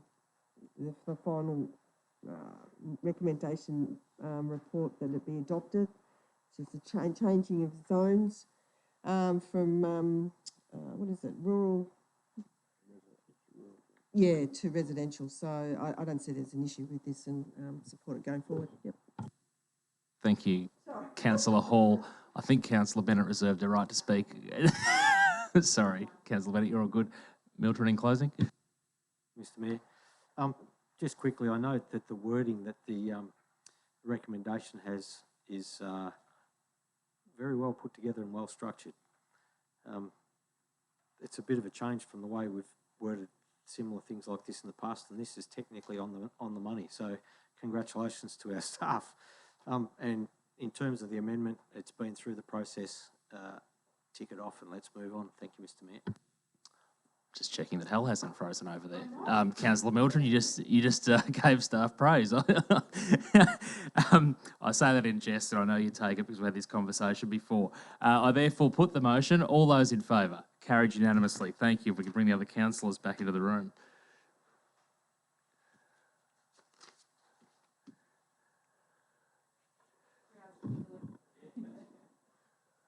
They want a toilet break in the crowd. Thanks, Councillor Simpfendorfer and Quilty. I'll give you a moment. Are you up to, you're on the right page, you're ready to go.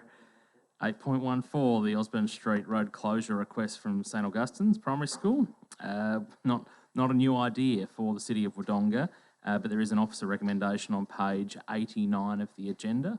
Do I have somebody, Councillor Watson, prepared to move as per recommendation? Thank you. Do I have a seconder? Councillor Simpfendorfer. Councillor Watson. Thanks, Mr. Mayor. This site, in my history of my growing up in the city, was a road. Then we had traffic lights came to the city. There was Ollie's trolley there next door. Then came a car wash, and so it's had many changes over the years, and will continue to have many changes as our city grows. But I think the recommendation to get it to be a bit safer for our children at the school. And the whole movement of people, the access of walking is still going to be open. So if the recommendation gets up, I think it'll be a good thing for the school community particularly. Thank you, Councillor Watson. Councillor Simpfendorfer. Thanks, Mr. Mayor. I spoke with a couple of parents that have children go to that school, and just to get that contemporary feel for it all, and are very supportive of that being safer, obviously, for the kids making their way to and from different parts of that educational facility. And as per the recommendation, I think it'll be a good outcome for the school and for that part of town. Thank you, councillors. Councillor Mildren. Thank you, Mr. Mayor. In terms of the objectives that St Augustine School's seeking to achieve and what the council's seeking to achieve, I think it's admirable, and we should be going for it as full as we can. I've got some reservations in the back of my mind as how secure this is in terms of a long-term solution. I'm perhaps a little bit less conversant with the provisions under current legislation as I might have been some years ago, but in the context of what we're doing here, we're not actually decommissioning the road in the legal sense. We are closing the road to traffic in part and leaving part of it open to traffic and vis-a-vis the area where the car parking spaces are. I am a little concerned that there's a potential in the future at some point where somebody, say for example, that has ownership or control or whatever of the land on the other side where the current car wash is, might say we want to have the road reopened, and there might be some difficulties in not in thwarting that as an objective and keeping the thing that we're trying to achieve today. It's a very minor reticence because I don't absolutely understand the current legislation in relation to it, but my instincts tell me we should be looking to do something more permanent. That may or may not be within the capability of the church, because it might mean that some of the land, if the road were permanently closed and reverted back to the Crown, then the school may well have to buy the land off the Crown, which might not be within their means. There's a whole range of issues that might come out of that, but I just have a reticence in the back of my mind that suggests this might not be as secure an outcome as perhaps we would like it to be. Thank you, Mr. Mayor. Thanks, Councillor Mildren. Councillor Bennett, you got a question or? In terms of Councillor Mildren's, a concern, small concern about the long-term outcomes for this, can Officer Schultz just give us some commentary on that?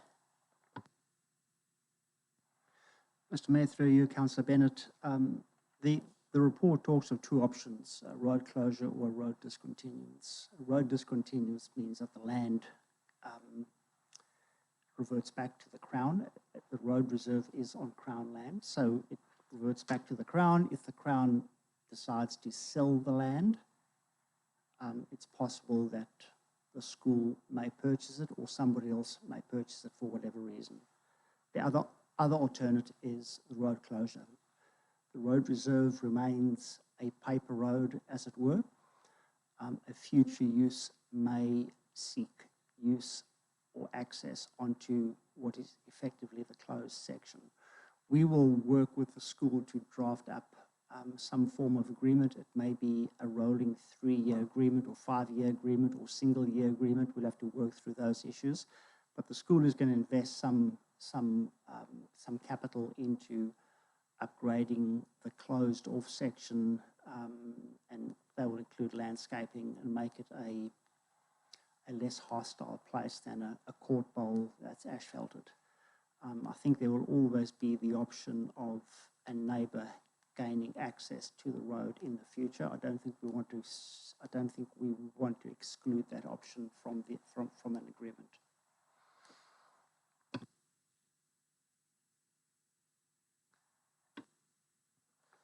Yeah, I do understand that, you know, that the decision for me is obvious, but that, you know, down the track, future councils, you know, may have to have this come back up to them if there was, I know there's a proposed new development, but if there was a development after that, that might have to come back to council. And I understand, you know, we want to put things in place that sets up, you know, sets up the foundations for positive outcomes. And I'm hearing from you that I don't think we can do that. The option is then to discontinue the road and the land gets reverted back to the Crown and the Crown sells it. That's the alternate. Yeah. We think that we've been working with the school for many years, as the report would indicate, and of course this process kicks off community consultation and engagement as well. So there'll be a lot of commentary coming back. We are pretty sure about, and we'll also be looking for commentary from the school and other neighbours in the current time. But there is still a bit of work to do around the agreement, and that will all come back to the council. It's tricky because obviously that option that would safeguard it in the future would involve St Augustine's forking out a lot of money, which they may not have. So it's not really, yeah, it's complicated, but thank you for that. Thanks, Councillor Bennett. That was his questions. Thank you. Any other councillors before I go to Councillor Watson in closing? No, Councillor Hall. Yeah, look, I can understand the school's motive behind, and the council's with coming up to some sort of resolution. As Officer Schultz has said, it's probably at this stage, unless we close it and it goes back to the Crown, we don't have much other, there's not much else we can probably do. It would be a risk, I suppose, unless there was, the school had some conversation with the government around purchasing it, but ultimately we're sort of worked with the school, and this is something that they've been, I suppose, happy with. So I suppose this is where we've ended up, and it's probably the best way forward at this stage. You're right, Councillor Hall. Have you got enough water? Do you need to? No, you're right. Councillor Watson, in closing. Well, thanks, Mr Mayor. In reading and getting information, is that the new business that would be in the place of the car wash doesn't need access from there, so that's been resolved, which is a good thing. So hopefully with all the work that's going to be going forward from here will be quite smooth, with consultation with each group. And I thank the officers to get to this point, because the safety of the children is a pretty good outcome if this comes through.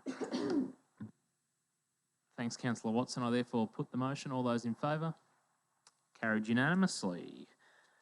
Item 8.15, the Avalon Park Stages 4 to 8 public open space contributions to embellishments via a Section 173 agreement. Councillors, there is a recommendation on page 96 of the agenda. Would somebody like to move a motion? Councillor Watson, as per recommendation. Do I have a seconder? Councillor Simpfendorfer, thank you. Councillor Watson. As per the report there, and I think with the stages of some open space, and it'll be over a couple of budget periods if this recommendation gets up, and I think it's a good planning outcome if it's all successful. Thank you, Councillor Watson. Councillor Simpfendorfer. Moving right. Councillors. Councillor Bennett. At briefing, I asked the question, so with this particular issue, how do we safeguard this from happening again? And Officer Schultz, in answering that, gave a bit more background on this one, and I just wanted him to, I've tried to say it myself, but he sounded far more eloquent than I did, so I would like him to repeat what he did in briefing.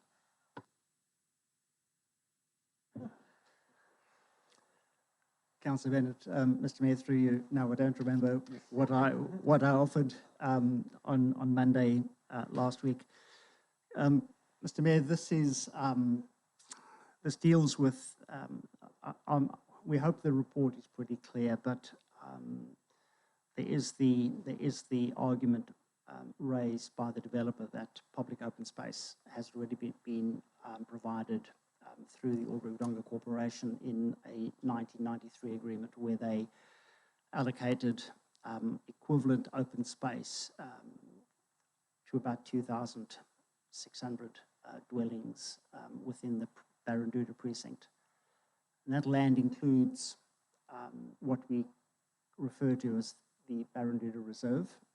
They also constructed the Barranduda community facilities, and they also made a financial contribution of $185,000 at the time to the council.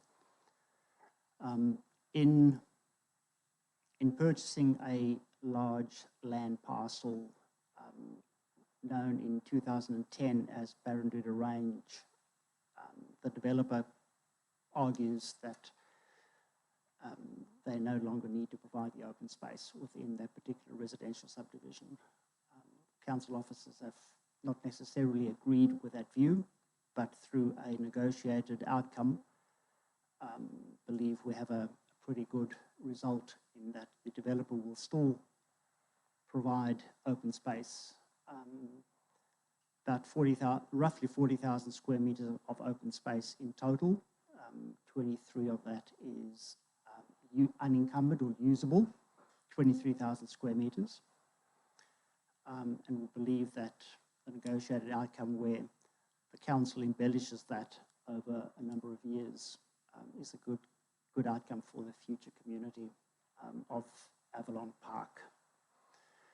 Councillor Bennett, I'm not sure whether that rings a bell with last Monday, but I hope given you some context.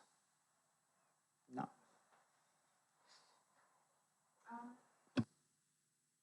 Can you also touch on why, my question was, will this happen again? Will we just find ourselves in this situation again? And you provided a good explanation to that.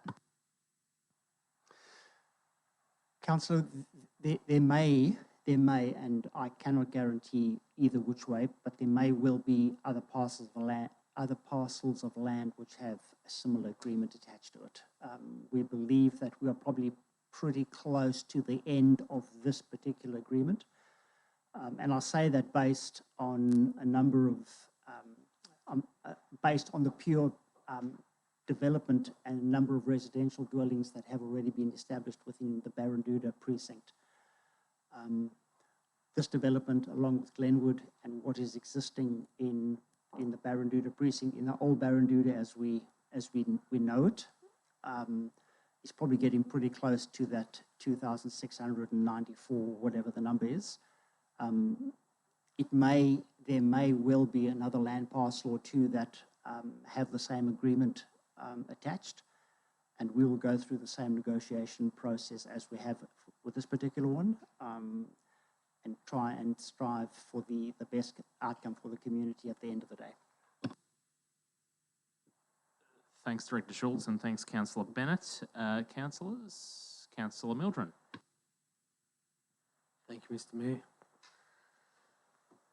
This issue leaves me in a really conflicted sort of position because I probably have a different view to Officer Schultz in terms of what precedent may well be being set by this, because I'm aware of the amount of land that was produced by the corporation and which public open space was actually provided as part of the corporation's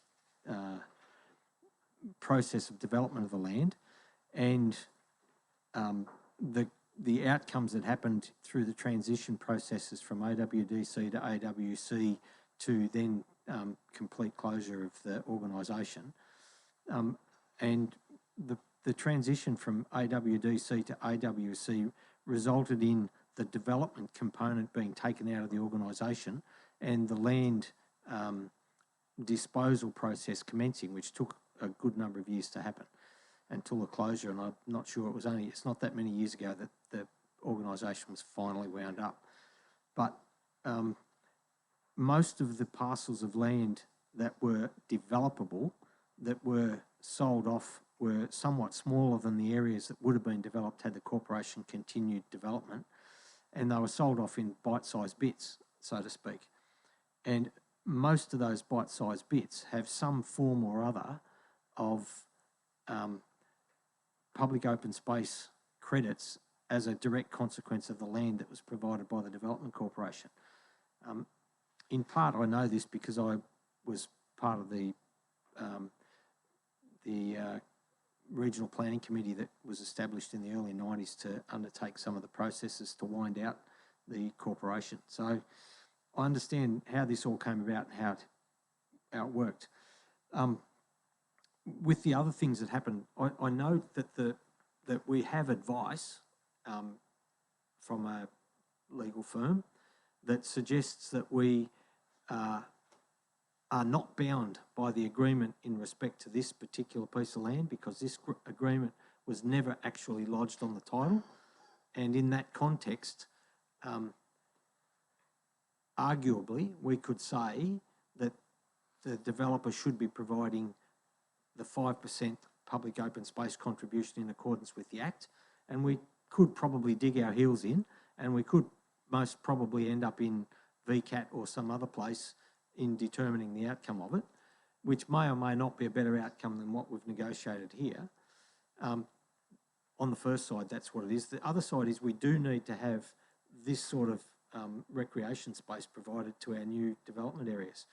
The standards are quite different now to what they were when the corporation was in place. So I'm in two minds about this. I find it as a bit of a subsidy to the developer in some ways, but I also see it as something that's good for our community. I also see that we could dig in, but maybe we shouldn't, because of the fact that there'd be a drawn-out legal process and nobody really wins. So I don't, even at this point, I'm not even sure how to vote on this matter. I can see both sides quite clearly. Thank you, Mr. Mayor. Thank you, Councillor Mildren. Good use of time. And someone else's. Councillors? No. Therefore, in closing, Councillor... Oh, sorry. Sinsmondorf, you reserved your right? No. Happy to let that pass through. Councillor Watson in closing? Nothing more. I therefore put the motion. All those in favour? All those against? Carried 5-2. Doing maths there for a second. 8.16, the planning permit 134/2020, building and works and use of land for a vehicle store in the mixed use zone. Report there in front of you, councillors. Page 103 of the agenda is a recommendation. Would somebody like to move a motion?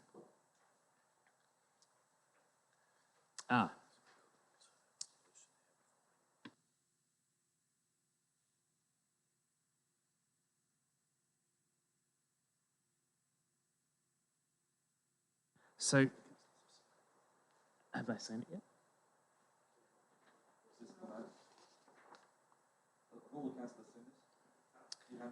yet? Just to clarify, whilst Director Schultz is handing around a piece of paper, councillors, just from some feedback in some of the questions generated between last week's briefing and today, Councillor Mildren just sort of had some questions around the definition and the usage of some terminology when it comes to this particular application. Just circulating to you now is some of the latest advice from the councillors for what could be. So obviously in front of you have the recommendation on page 103 that could be a motion. Should somebody feel compelled to move something different to that, i.e. I sort of aim that at you, Councillor Mildren, cartage contractor depot instead of vehicle store. There's a couple of options there highlighted on the sheet of paper, but I also want to give you those proposed permit conditions. Now, if somebody wants to move this, I'd love someone to read it. Councillor Mildren?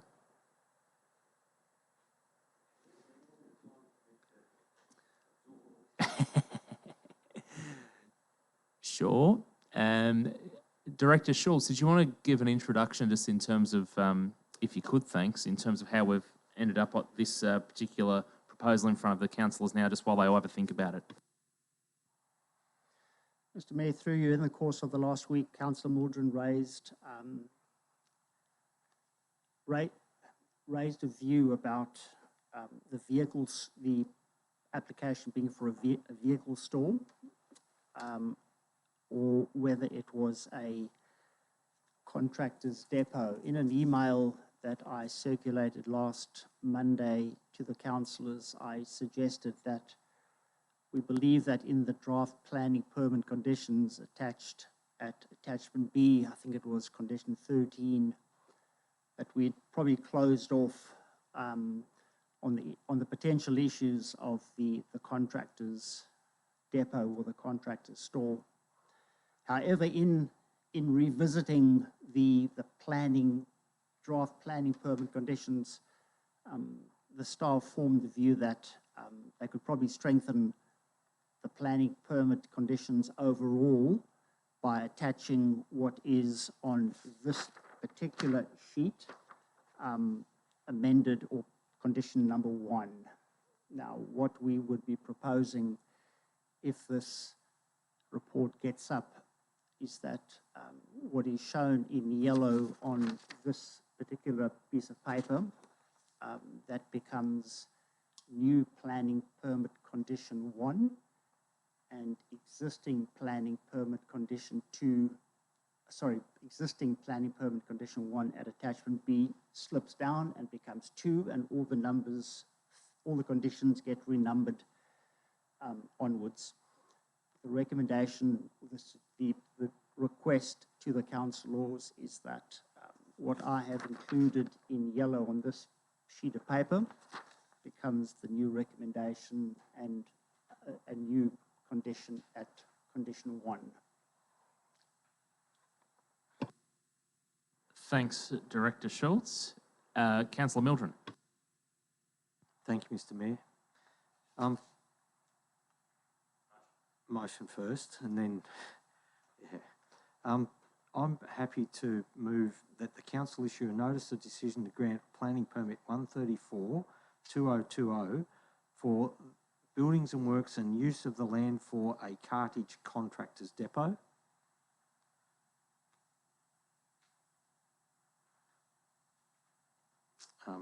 I don't think we need the term mixed in the mixed use zone. Buildings and works in the design development overlay, and to erect a display business identification sign. And I'm happy to have the conditions as proposed with this amended condition number 1, and the remaining conditions as proposed in the original recommendation.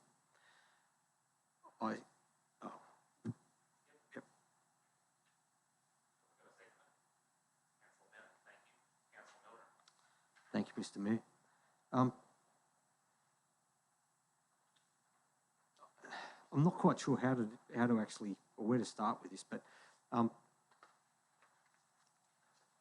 when I saw the documentation that was presented to us,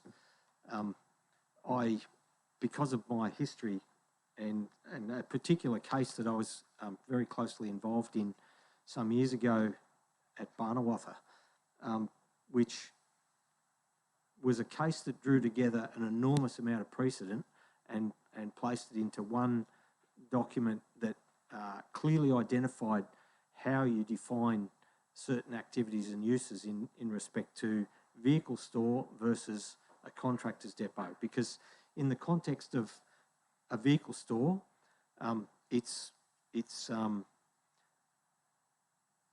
somewhere where you literally store vehicles, and it's not somewhere where vehicles are part of an activity. I'm paraphrasing so much stuff down here. I'm conscious of time, Mr. Mayor. There's so much difference between the vehicle storage as determined through the VCAT case and a contractor's depot. And this proposed development is a contractor's depot.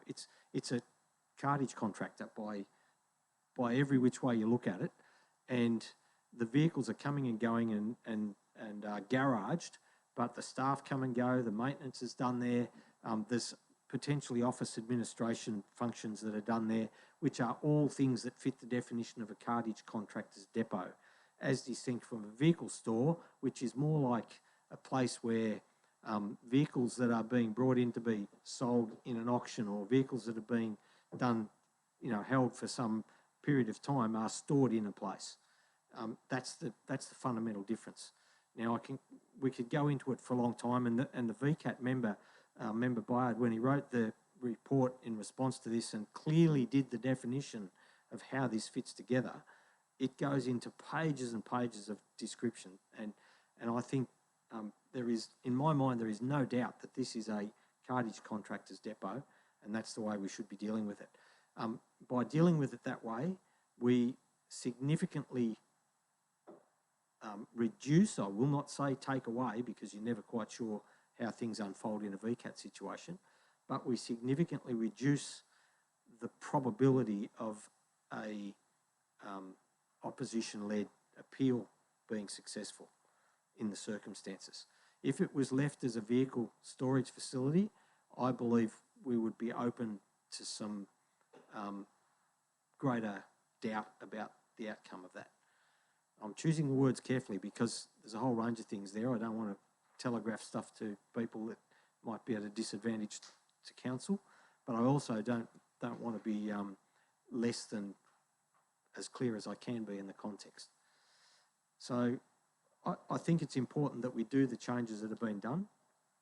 There were some other conditions in the draft permit that if it remained a vehicle store, then we couldn't leave those conditions in because they were more relevant to a contractor's depot. And, for example, the hours of operation, if we left the hours of operation in and called it a vehicle storage, then the vehicles would not be allowed to be stored there after hours, which it's a simple thing, but that's the reality of the way the wording of the condition. However, when we're doing it as a contractor's depot, it's a different thing. You can't operate the contractor's depot during the hours. That doesn't mean you can't garage the vehicles there. It just means you can't operate as a depot. So I think I'll leave it at that, Mr. Mayor. Thanks, Councillor Mildren. 60 seconds to spare. Done well. Seconder, Councillor Bennett, sorry. No, nothing further to add. It's been summed up really well. I am happy with this process in terms of how this has come up and how, discussions at briefings looked at maybe, what would some alternative scenarios look like. And yes, I'm happy with this process. Thank you, Councillor Bennett. Councillors, Councillor Watson. Thanks, Mr. Mayor. I've driven past there a couple of times since this report's come before us, and this report wouldn't have come before us if there hadn't been objections. So that we've had over five objections, and it's come before us for that reason. And I think the hardest thing with this one is that it's a boundary between housing and light industrial, and that's the zonings. And I think that's the hardest thing. So with residents, objections is that entirely. And I, reading the reports and that all the business, the front facade, can I say, and the signage, all the vehicles should be behind it. So as long as they follow those within their parameters, I think it'll be okay. Thanks, Councillor Watson. All said and done. Councillor Mildren in closing. Thank you, Mr. Mayor. In essence, I accept the officer's assessment of the merits of the proposal, and I see that we're in industrial land by and large. Even if it's in the mixed-use zone, the nature of the mixed-use zone, and I will go on record again as saying I'm not a fan of the mixed-use zone, and I don't think it should be part of the suite of zones that are allowed under the VPP because of the reasons we're experiencing right here today with this application. We're in a situation where we've got residential developments of different forms within a proximity to this form of legitimate activity that's more of a business or perhaps verging onto the end of light industrial type activity in close proximity. So, and I understand that the issues that people that have been drawn to live in the area see with all this sort of stuff. However, I'm accepting the officer's assessment of the merits in that context, and that's part of the reason why I'm happy to run with the document as it's been put in this motion, Mr. Mayor. Thank you, Councillor Mildren. Councillors are therefore put the motion. All those in favour? All those opposed? Carried 5-2. Thank you very much. Item 8.17, the tender for Belvoir Park Stage 2, playground design and construction. The community will be invited to give some feedback on some of this. Officer recommendation on page 113 of the agenda. Would somebody like to move a motion? Councillor Watson, as per recommendation. Thank you. Councillor Bennett as a seconder. Does anyone, I just know our track record with tenders, does anyone want to speak against or speak to any further? No? I'll therefore carry that one unanimously. 8.18 is the tender for the Wodonga Sports and Leisure Centre roof removal and replacement, plus the eastern wall of courts 1 to 3. Page 120 again, with the tender being the recommendation there, councillors. Someone like to move? Thank you, Councillor Simpfendorfer. Seconder, Councillor Hall, I'll take. Does anyone wish to speak against or speak for? But I'll carry that one unanimously for the purpose of time, councillors. On to item 10. And again, for the purpose of time, councillors, 10.1, 10.2, 10.3, all the way through to 10.7. Did anyone wish to speak to any of those, obviously, for noting? No, all good. Item 11.1. Development of former rail land. We have a notice of motion on page 151, submitted by Councillor Simpfendorfer, signed by 5 colleagues, including yourself, Councillor Simpfendorfer. Would you like to move the notice of motion? Yep. Do we have a seconder? One of the, thank you, Councillor Hall. Councillor Simpfendorfer. Thanks, Mr. Mayor. The intention of this motion is to, I guess, have the debate around the table, considering it's very topical for our community at the moment, particularly around advocating for a new regional hospital. Now, we know where that sits at the moment with the interested parties, and nothing's been formally released or no decisions made yet. But I thought it was important for us to have a discussion as a council as to where we may stand on that issue. Obviously, we'll be advocating, I would imagine, for such a facility to come to the Victorian side of the agenda. But this motion is for us to have a conversation around developing some former Wodonga rail land as a potential site. Should a green space be considered by the relevant parties in due course? So it was initially a motion to have the discussion as a group where we stand, because we don't want to sort of be left behind the gate when they start to open, is my feeling, and just get the feelings of the other councillors, which is why I put the motion up. Thank you, Councillor Simpfendorfer. Councillor Hall? Okay, for some time I've been supportive of finding a new greenfield site position in Wodonga for a new regional hospital. As pointed out in the report's rationale behind identifying the site mentioned, there are many benefits that come from positioning a new hospital site in Wodonga. The location, access to the Bandiana Link and Hume Freeway are a very good starting point. It really shows allows for great accessibility to both cities and regional areas. The site proposed by councillors would give the new hospital site dedicated access from all directions and is centrally located in a large parcel of land that is owned by the state government, which is ultimately the people. It has easy access to local shops, retail, transport, residential living. There are many apartments and townhouses yet to be built, but already permitted in the up and coming central developments going forward. The councillor proposed site ticks many boxes that would be required to support such a development for a new hospital, and I feel that we need to be on the front foot with this proposal, and I think our community would expect and appreciate us doing so. So I have no problems in seconding this motion. Good on you, Councillor Hall. Councillors Bennett first. Just to reiterate, Councillor Simpfendorfer, this is to show our intent.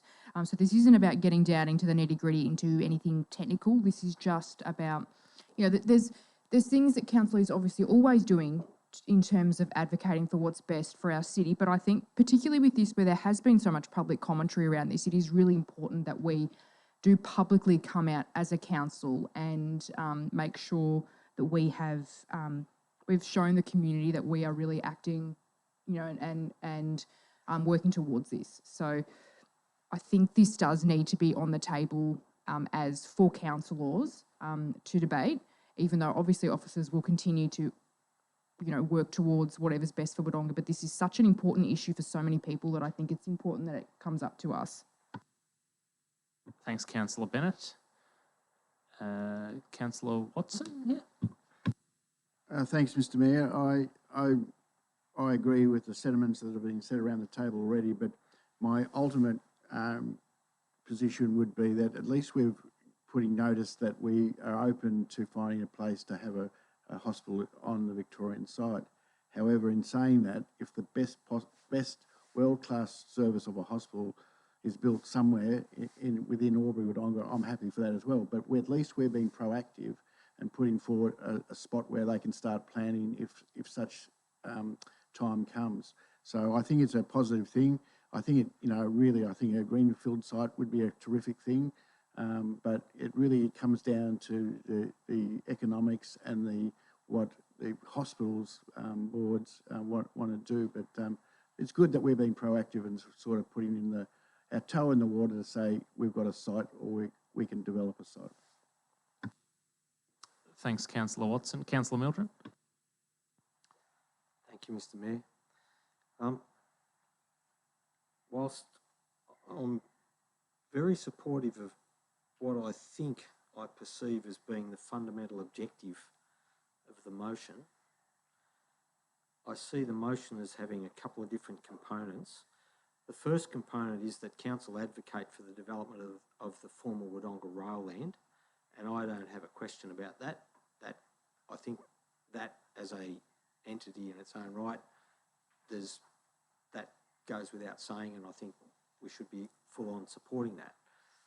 But the second component, I think, is a slightly premature and perhaps potentially prejudicial leap into saying that we support the rail site as the site for the new regional hospital. I think we probably shouldn't be trying to pick winners in regard to that. That doesn't mean to say that we don't do everything that we can do to facilitate whatever sites are being considered for Wodonga, and I understand there's more than one. I think we need to be a little bit careful that we don't be seen to be, I don't like using the word amateur, but a little bit amateur in the way we're jumping to this. I think I'm trying to get my head to some words that would get around those issues and meet it. But as it stands, I don't think we should be saying what we're saying about the new regional hospital site and just locking ourselves to that parcel of land. I think we should be looking a bit wider and not prejudging what we're doing. And to some extent, at the start of this debate, I was tempted to move that we suspend standing orders and just have an open conversation. I know it's too late for me to do it now because I've already spoken, but yeah, I just find it difficult. I don't think I can support the first part of the motion, absolutely. The second part, I think we need to be a little bit more sophisticated in the way we go about it. Thank you, Mr. Mayor. Thank you, Councillor Mildren. And I think in closing, Councillor Simpfendorfer. Yeah, I do. Thanks, Mr. Mayor. I do take on board your comments, Councillor Mildren, and that they're very welcomed. The intent certainly is to look at that as a potential site, as it says. So whether the removal of the word "the" to an "a" may satisfy some of those concerns, I'm not sure, but to then read including as a potential site for a new regional hospital, because the intent of it is, as per that first part, is to develop the infrastructure needs of our city. And it's one option, certainly. It's one that's been raised. And for those reasons in the rationale, and as highlighted by Councillor Hall, I think it does tick a lot of boxes. But my intent of that motion certainly isn't to lock us in, as that's the site that we will go with. It is a potential site. So whether that may satisfy some of those concerns, happy to hear Councillor Milton's thoughts if we're allowed. I think you've closed the debate. Councillor Simpfendorfer, to be honest, and as the item was headlined development of former rail land, I think we may have all got a little bit sidetracked on the hospital certainty of that. So I'm happy to summarise that debate and put the motion. All those in favour? All those opposed? Carried 5-2. Thank you very much. Item 12, petitions, of which there are none, councillors. Item 13, common seal, which there's none. Item 14, general business. This is 1 month I'll be happy for no one to have any. Happy to be challenged if anyone wants anything from me, though. Oh, Councillor Watson. I'll be very brief. I was involved with the cancer or the Sunshine Walk. I am just blown away by our community and our regional community, and I mean when I say regional community, it goes far outside our Albury-Wodonga region. That we raised over $200,000 for the Cancer Trust or the Cancer Hospital. And that's just fantastic when so many other things are out there wanting money and needing money, that our communities all pull together. We made the cities and regions yellow on that Sunday. So I thank all the community out in our region to donate and support the Cancer Hospital. Thank you. Would have been remiss not to bring it up, John. Well done. It is a wonderful facility and a wonderful community. Anyone else want to slot something in there? All right. 14 is 15 urgent general business, of which there's none. Question 16, CEO, your time to shine. Some questions. Mr. Mayor, thank you. We've got 3 questions tonight, and I'm going to paraphrase the questions a little bit just to save on time. But question 1 was from Lynn Reid, and Lynn will get a fully documented response to her question. But the question's basically about IPCC, which we've all been listening to on the news this week, I think. But that IPCC recommends monitoring old solid waste disposal sites for up to 50 years, but at least for several decades, depending on soil and environmental conditions.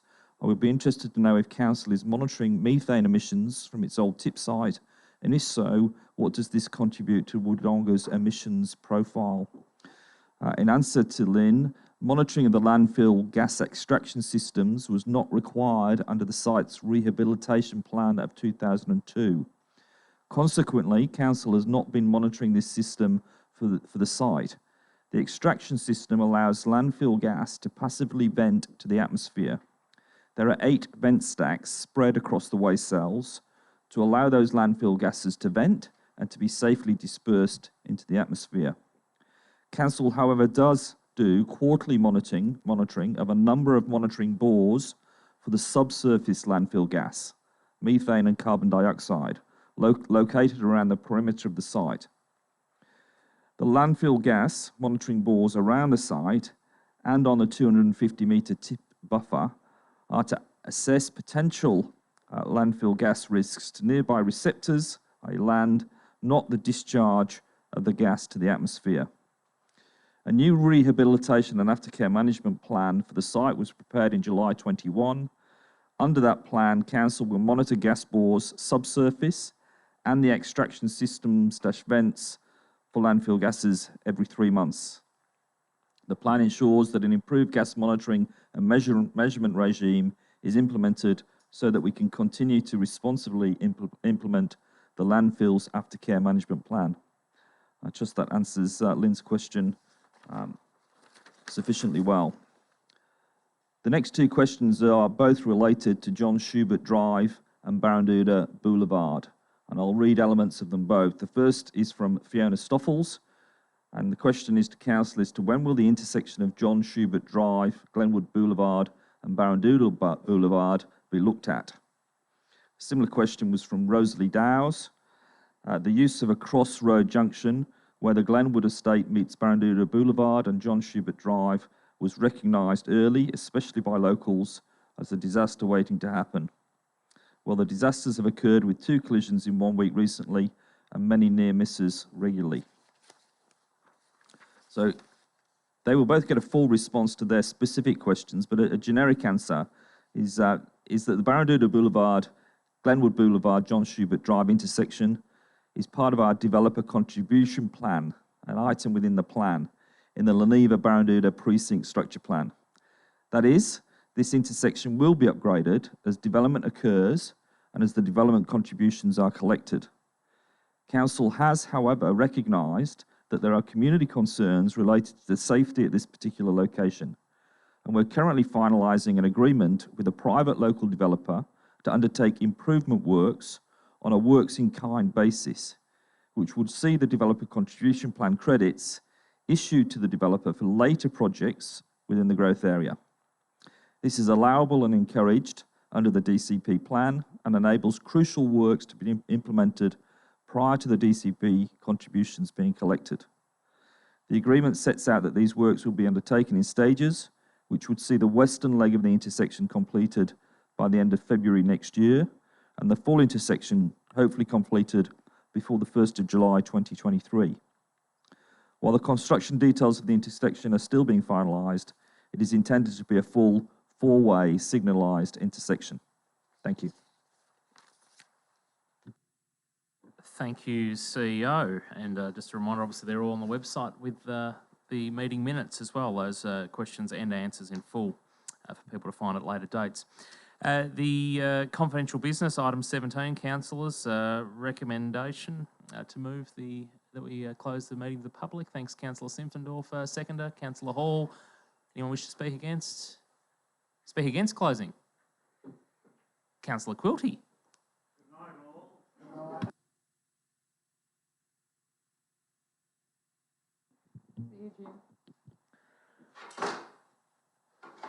Thank you, Mr. Mayor. Please don't sound quite so surprised. Look, I really have a question more than anything. Without breaching the confidentiality, I would like to know why item 17.3 is discussed in confidential rather than in open. I would have thought that something like this needs to be discussed in full view of the ratepayers, if you know what I mean.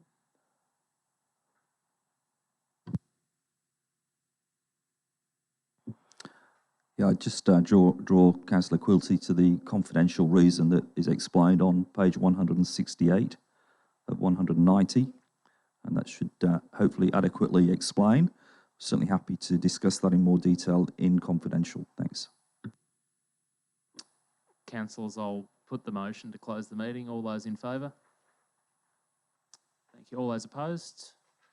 Okay, carried 6-1. Thank you. We'll close the meeting.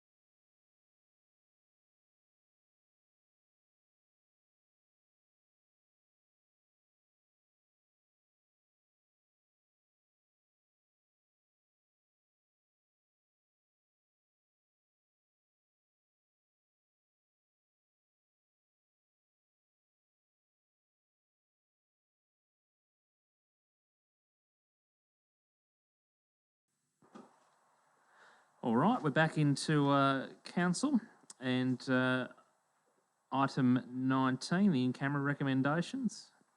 Page 190 of your agenda, or page 164 of the public agenda, to adopt the in-camera recommendations. A mover, thanks Councillor Bennett. Seconder, is that a raised hand? Councillor Hall, thank you. Anyone wish to speak against? No, carried unanimously. Councillors, once again, I'd just like to thank you for your support over the last 12 months, and obviously those that have supported to place me back in the role of mayor for another 12 months. And really well done on you all tonight. You've read well over 1,000 pages this month, well over, plus emails, plus all the rest, and come forward and belted at the most substantial agenda that we've had in the 12 months, and you've done it 10 minutes earlier than I thought I could get you there at best, and about 2.5 hours ahead of what everyone else anticipated. So thank you all for your attendance. We'll see you back in here again in the next few weeks. Have a good evening.